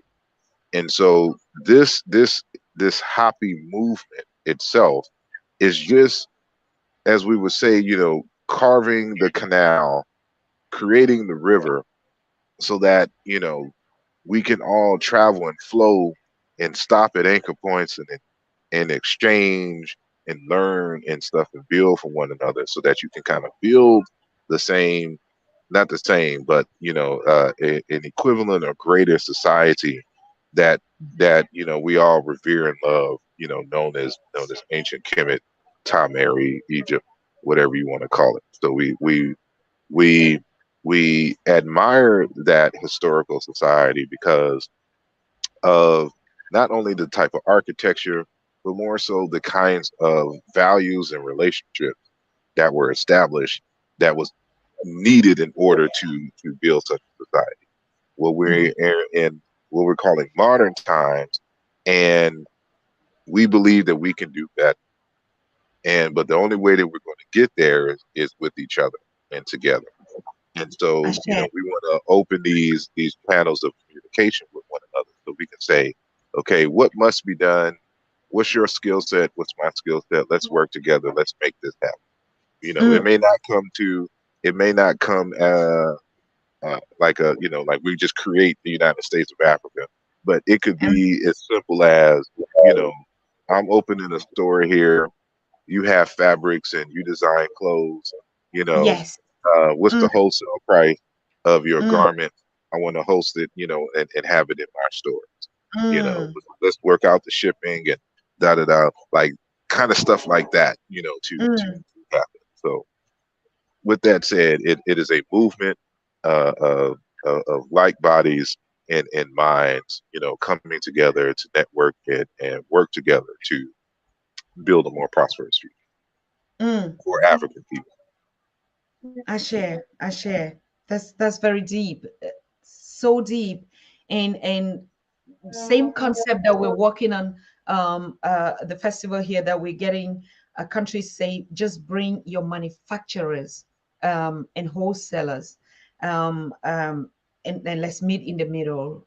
Now we are matured, we've learned, we've made mistakes, where we buy, where we put our money. It's been 2 years or more, and we've been talking about that. So it's really going to be also a place for wholesalers coming directly from the continent and just bringing samples of the things that we can start now saying, I need a cultural, not just a culture that I speak, but a culture that when you come into my household, you could already see everything. The culture you see, the one you smell, the one you touch, the one you eat, the one you think and you breathe.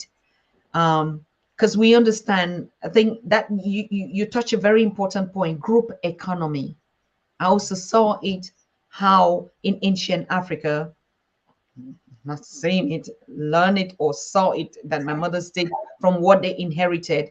And you could see anything that we're struggling to learn today, and like as if something was new. Nothing is just new. Everything they did it 1 million times. It's just like we're struggling to raise 2 children and they raise 15 children, you know, one mother with no child support, with nothing. And everything we struggle today saying is development, they had done it centuries before, and those are the steps that we begin to look at. If you look at how the group economy, they understood it. They understood what it meant, the economic of the collective. And I don't know if you studied that, but I grew to see it that, we had what we call Njangi or tontines, or, putting the monies together and then giving to one person at every time, or who had something to offer that the other didn't have. And so we're learning not just with our mouth and just talking, but we're learning now to start saying, from these times, even our festivals should be, what are we trading with one another, the intertrade? Who is bringing what? Who has the know-how in what? And so to being in Germany this year is really going to be that wholesale that we're calling on the manufacturers on the continent, because the Caribbeans are also asking, us in the Europe are asking that we start putting, now that we're getting the consciousness, now that Africans are beginning to understand themselves, let not only speak the words into their mouth, but let's accompany what we learn with what we touch, what we feel, what we eat, how we look. It should identify. When we say cultural identity, we have to carry some the identity part of us, with us. Most of us didn't have it. We don't have access to it. Our children don't have it, and that's why we keep giving money out to Chinese and doing some of those things. No, now we are begin to call. The voice has been so loud, the connection has been so loud enough, and now it's time to start actually, like you said, bringing it. So they're going to be bringing design. We're going to do exhibitions on fashion, all the designs, the formal clothings, the handmade, and then all these industrial ones that we have. And just to open up the market, if it's in terms of jewelries, what is it that we don't have? Every beautiful thing we have, right? So yes, brother, you are so right when you touch that point to say we could just begin from the simple things, trading with one another, or trade by barter. Now I'm coming to you to America. I want to see all what you people don't need. I take along with me. you know, let's Indeed. start going back to, like, yes, it was not like throw away. If we start even implementing how we came before getting into this fiat whatever. We used to just, what do you have that, or what do you need that I have? I give it to you. And instead of us just always buying new, throwing new. So I'm coming already with my empty box to see what is it that you people don't need again here, right? Mhm. And that we begin to try. And that was also a very deep spirituality, for you to wear your grandmother's clothes or your auntie's something. It is so holy, like I cannot even say. So you have a piece of earring or a skirt that your grandmother or your grand auntie would give to you. That is so precious, more than anything. But if you look at the lifestyle, the way we're raising even our own children, even children don't share clothes. They Yeah. don't. It was not because of lack. I keep telling everybody, no, it was not because of lack. It was a privilege. It was an honor for you. And then we will say it's a chop chair thing, like it's a successor. That your grandmother will give you some ointment and you would keep it. You will not even want to even share with somebody. So that connection, that spirituality that we're talking about, most of us now cannot even wear our grandmother's things. We're like, oh, these are old fashioned, or children living in the same house cannot even share one. Oh, this one is mine, always is mine and mine. And we keep dividing and dividing in the name of civilization. So we have to start going back to those things. Let's try. It works. We just need to play our part. Indeed. Indeed. Well, Right. even with the just one quick note, it really tells you how much your grandmother trusts you. Like there's an underlying trust there that if I Yes. give this to you, you will take care of it, you will cherish it, honor Mhm. it, you will treat it as if you know you would treat yourself as something that you know I trust that you will cherish it and respect it. This is why I give it to you. So it's almost like a sign of, in many respects, respect, for you and love. So we need to get back to that, and empowering and validating our children in that manner. That is so that's so deep. When I came to Germany and I saw a skirt that my grandmother gave to me, the same, in a very expensive shop out here. That's how I knew culture is not just what we see from the village.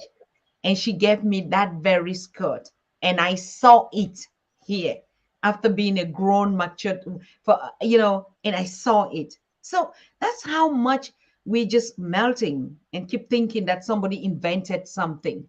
No, they stole everything, and we're still seeing the evidence today. Indeed, indeed.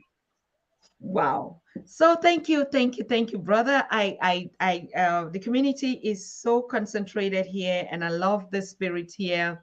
I know we've missed each other, and I see it from your interactions and the comments. Also, we did not ignore you. Those that are watching from Facebook, we also to see you here, and those that are watching from YouTube and the other channels. I think, oh wow, you brought the whole family with you here, brother Answer. Yeah. And if you're joining us from his platform and you never knew about the Pan African Daily, this is the channel from Motherland Village Girls here, and people who just share a common thing. You know, we come from the continent, you come from the diaspora, and we just don't see any similarities. You know, sometimes when you tell me, oh, we come from North Carolina, like, no, I think Professor James is, or my parents was that. For me, it sounds like some poem, because when I see you, I see someone I know in the village, and that's why it's not difficult for me, you know, to actually really like accept the fact that I really have to come and feel and see it and accept the reality that you people really were cut of us from us. Because when I see you, any one of us that I've seen, I have a face for each one that I've seen that I saw in the village, that I saw in the communities, that I saw everywhere that I went. And for me, it's still like, we like, I come from not this and this. Like, oh, no. It's the same here, and I tell folks like, look, if you go on the continent, you're going to see your uncles, you're going to see your auntie, your cousin, your grandmother. They look and act just like you here, and you'll be amazed, you know, once you start interacting uh, with each other, that you know you've been gone for a minute, but the essence is still there, the connection is still there. You just got to get reacquainted with one another, and you know this is the aim.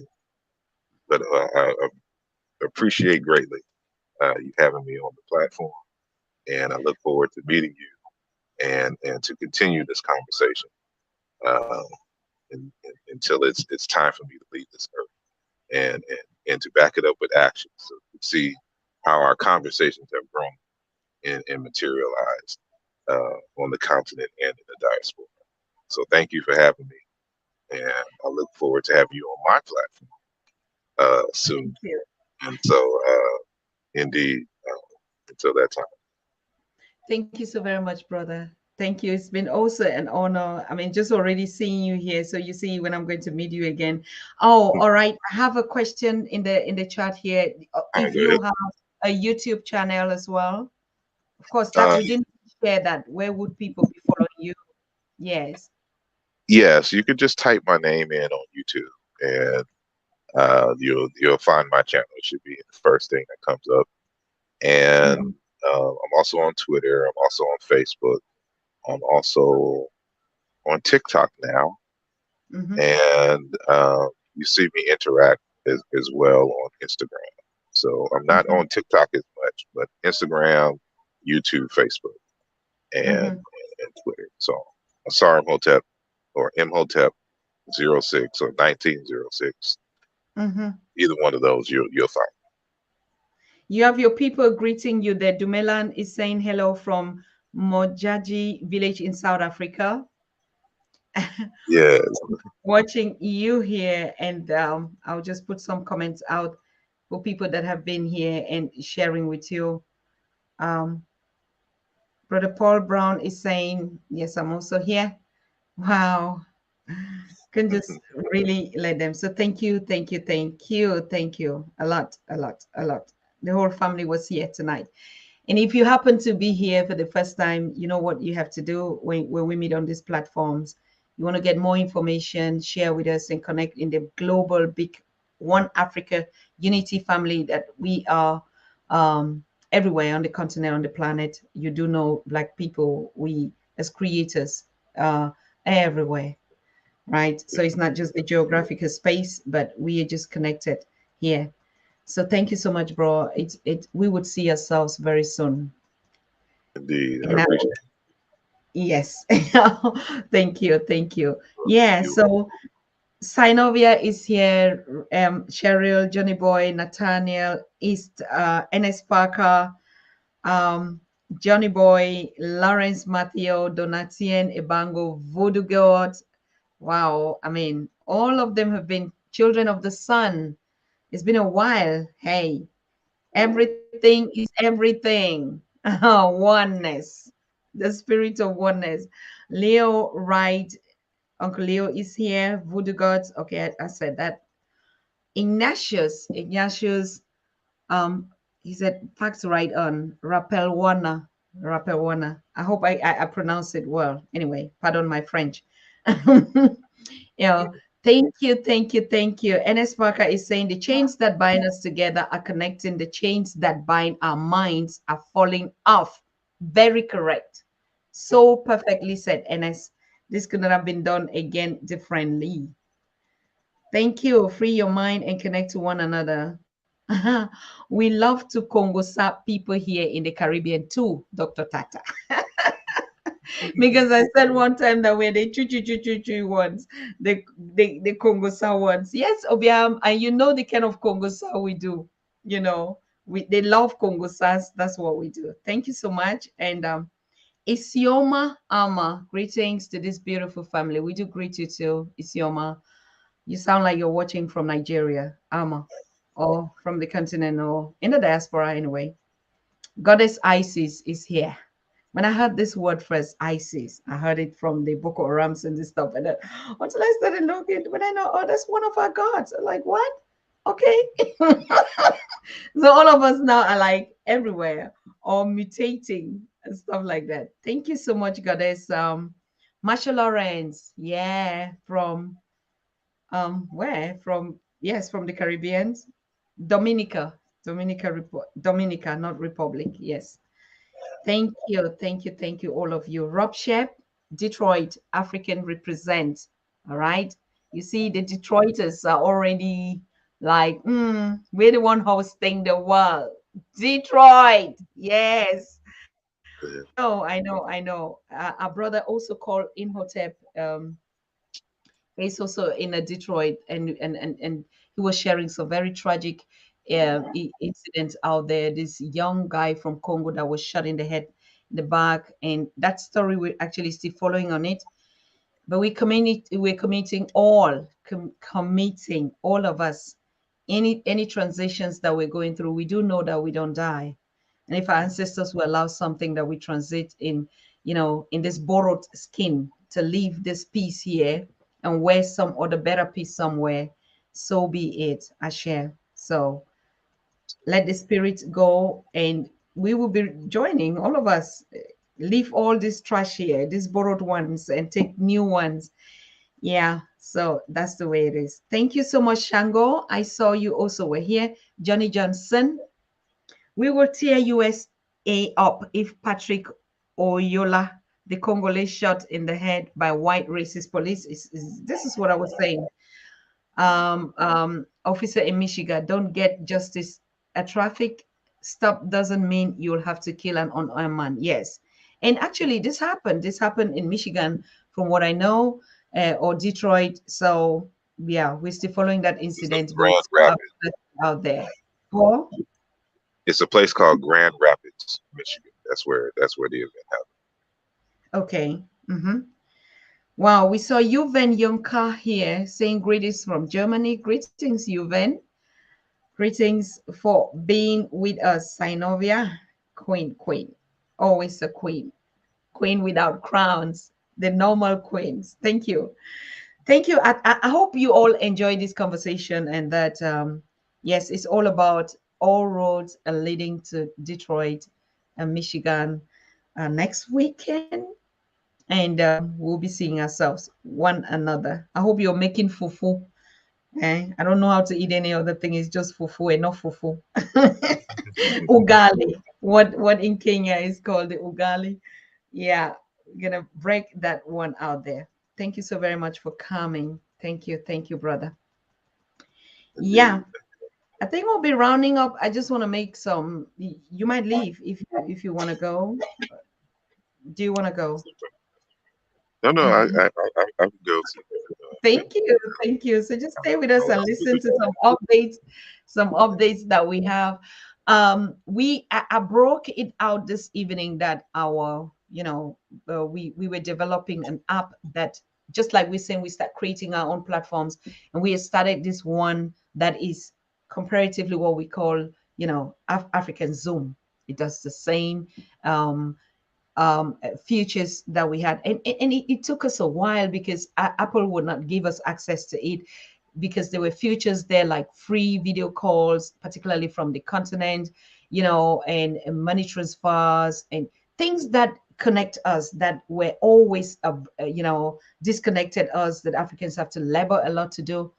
And so Apple was really like, no, it's a competition in the market. So how can you just give something for free and stuff like that? But finally, the good news is we got it. So conferencing is now on Android and on Apple Store. So those of you, make sure you want to download it and start trying to host your meetings.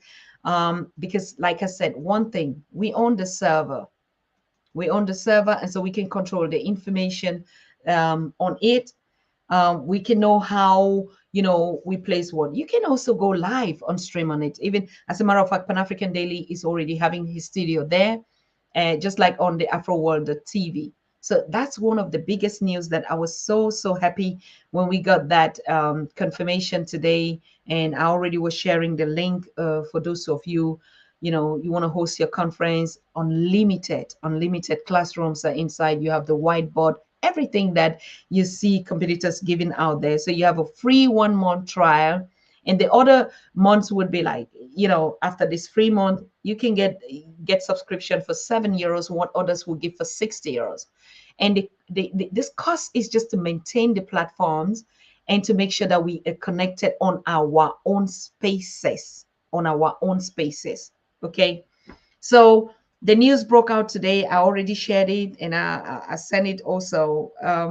Oh, Alice was here. I'm so sorry. I didn't get your message earlier. Thank you so much. And so that's it.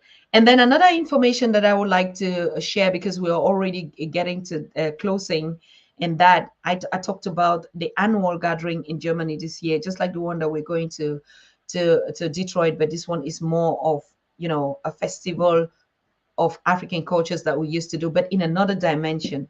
What we've been talking for 2 years during the pandemic, we want to put it down in the physical. How do we want the Africa that we want to see? What is it that we should be paying attention? Because just like before, we did normal festivals, like the brother was saying, in this kind of old fashioned, what we call old fashioned. Now we're going back to African civilization. So we'll be doing a lot of fashion exhibition, artifacts exhibition, the food types that are eaten, and how do we eat them with fingers, or where do the origins of certain things that we're seeing today, thinking that they were made here, or what is the model housing or immobilian, like you're calling those that want to invest in that. We have our natural earth, or soil, the red mud. This is how we lived. All these ecological houses that now today people say, oh, in the village, I grew up all in them.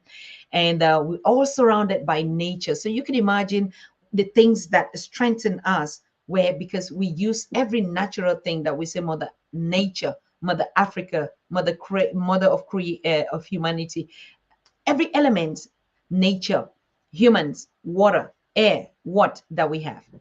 So, but the one big thing, we need representation. When we say representation, all the communities that we've been talking of should be represented here in Germany. I already told you people a lot of times why. I don't want to be repeating myself, because the language that we're talking here, and what we know it is. You know what I say. Sometimes now we go study talk country talk for this platform. What the talk country talk. So yes, we have to be represented. Delegations from all the communities where we are, because we have to meet and decide how we want it. Is talent, we're doing talent auditions. Anything, song context for the Africa that we want. What is going to be our hymn now? for the Africa that we want. We want to get artists to create. And this song is going to go in every category. If the theme of the song is the Africa we want, right? And then this song context is going to go in all the variations, whether you have to do it in a rap, in a reggae, in an Afrobeat, in a drumming, in a hip hop, in a jazz, in a rock. Everything came from us. So we want to go back and start really creating songs of freedom. Today we do, I don't know what to say. We even don't even hear the message, what has been the meanings. We were more out of the spiritual and got into the physical, like how our body moves and things like whatever. Swag we would, but the message was not getting through. Some disconnection was there. So we need new brand artists with a new clear vision. So we're also going to have an open mic. We're going to remove some of those structures that we used to put that did not resemble us. That you came into it, you could not be able to make a difference. What kind of thing is this, right? But now when you go to, when you get to this village, you're going to feel I am African, because everything is just there that looks like you. So we need, yes, representatives from all delegates coming out from Mexico, West Papua, Brazil, Haiti, Jamaica, all Americans, all. We have to meet where the evil that was set against us to divide us decades ago, 1884, that we will never forget. But now we need to create a new story for our children to start dancing to. We should not leave our children with this colonial past of always saying, oh, they divided us in Berlin. Let us meet again in Germany and unite us. So that will be the new narrative of the new Africa, and our stories would be told by our children that are born here. Oh, we united, we met in Germany, and not we were divided in Germany. So it's the past. We're leaving the past behind, and we have to build the present and the future that we want to see. And it starts by us implementing these things. So they're also going to be a lot, we're calling on manufacturers, like we said, whether they are cultural goods. We have seen in recent times how Africa put money, just like they always do, but this time in Dubai. Have you seen that craziness? I don't have any problem with people going to Dubai and looking at tall buildings and putting up turbans and making pictures and riding camels. But what I just always ask is, were these camels not existing on the continent of Africa? Didn't we have rivers? What is it that is so exciting? We live from one colonial system to another one, just extending it, seeing what that you haven't seen, or you see once and then you make surface and post, and for what purpose? Oh, I have been here. No, please go back now. We have camels on the continent a lot. Go and ride them. We had even donkeys. When you see the stories in the Bibles, you think you thought, where do you think they came from? Where did you actually read in your history books his story, not even our own, that civilization started from where? So who's here to teach us civilization? When it started, when you created civilization, we can see the world, that's fine, but we can now start consuming our own. So they're going to be a lot, like we say, country representatives that are coming, tourists, attractions. If you've never heard it, you've never seen it.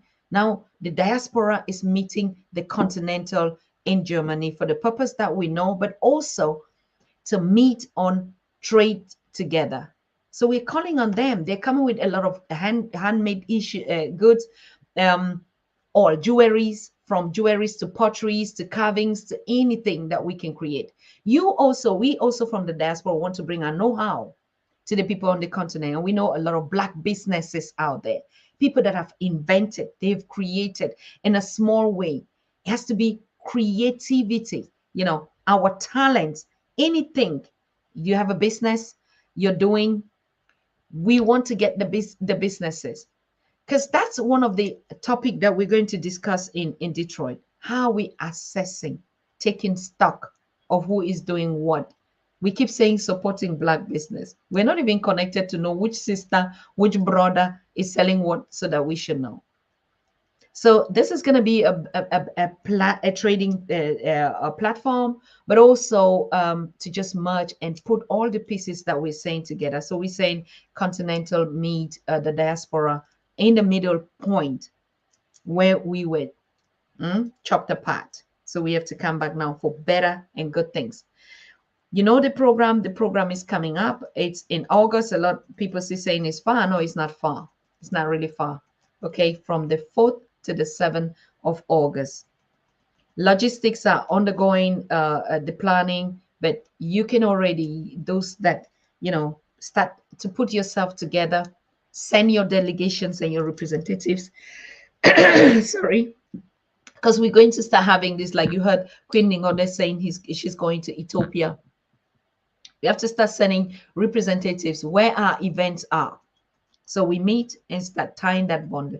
So I want to thank you so very much. I drink my water and mind my African business this evening. So thank you. Thank you for being with us. And we thank the brother and thank all of you. I see all of you in the chat. Amun Kuneteru, thank you. Thank you for being here. Some of you are the ones that were really at the top and we could not connect that. So pardon my French. I told you already, when we say pardon my French, those days means you said something that people didn't understand because of probably, like we say, our pronunciation of foreign languages. Okay, foreign languages, English, French, Portuguese, foreign languages. So we're not apologizing for anything we don't know.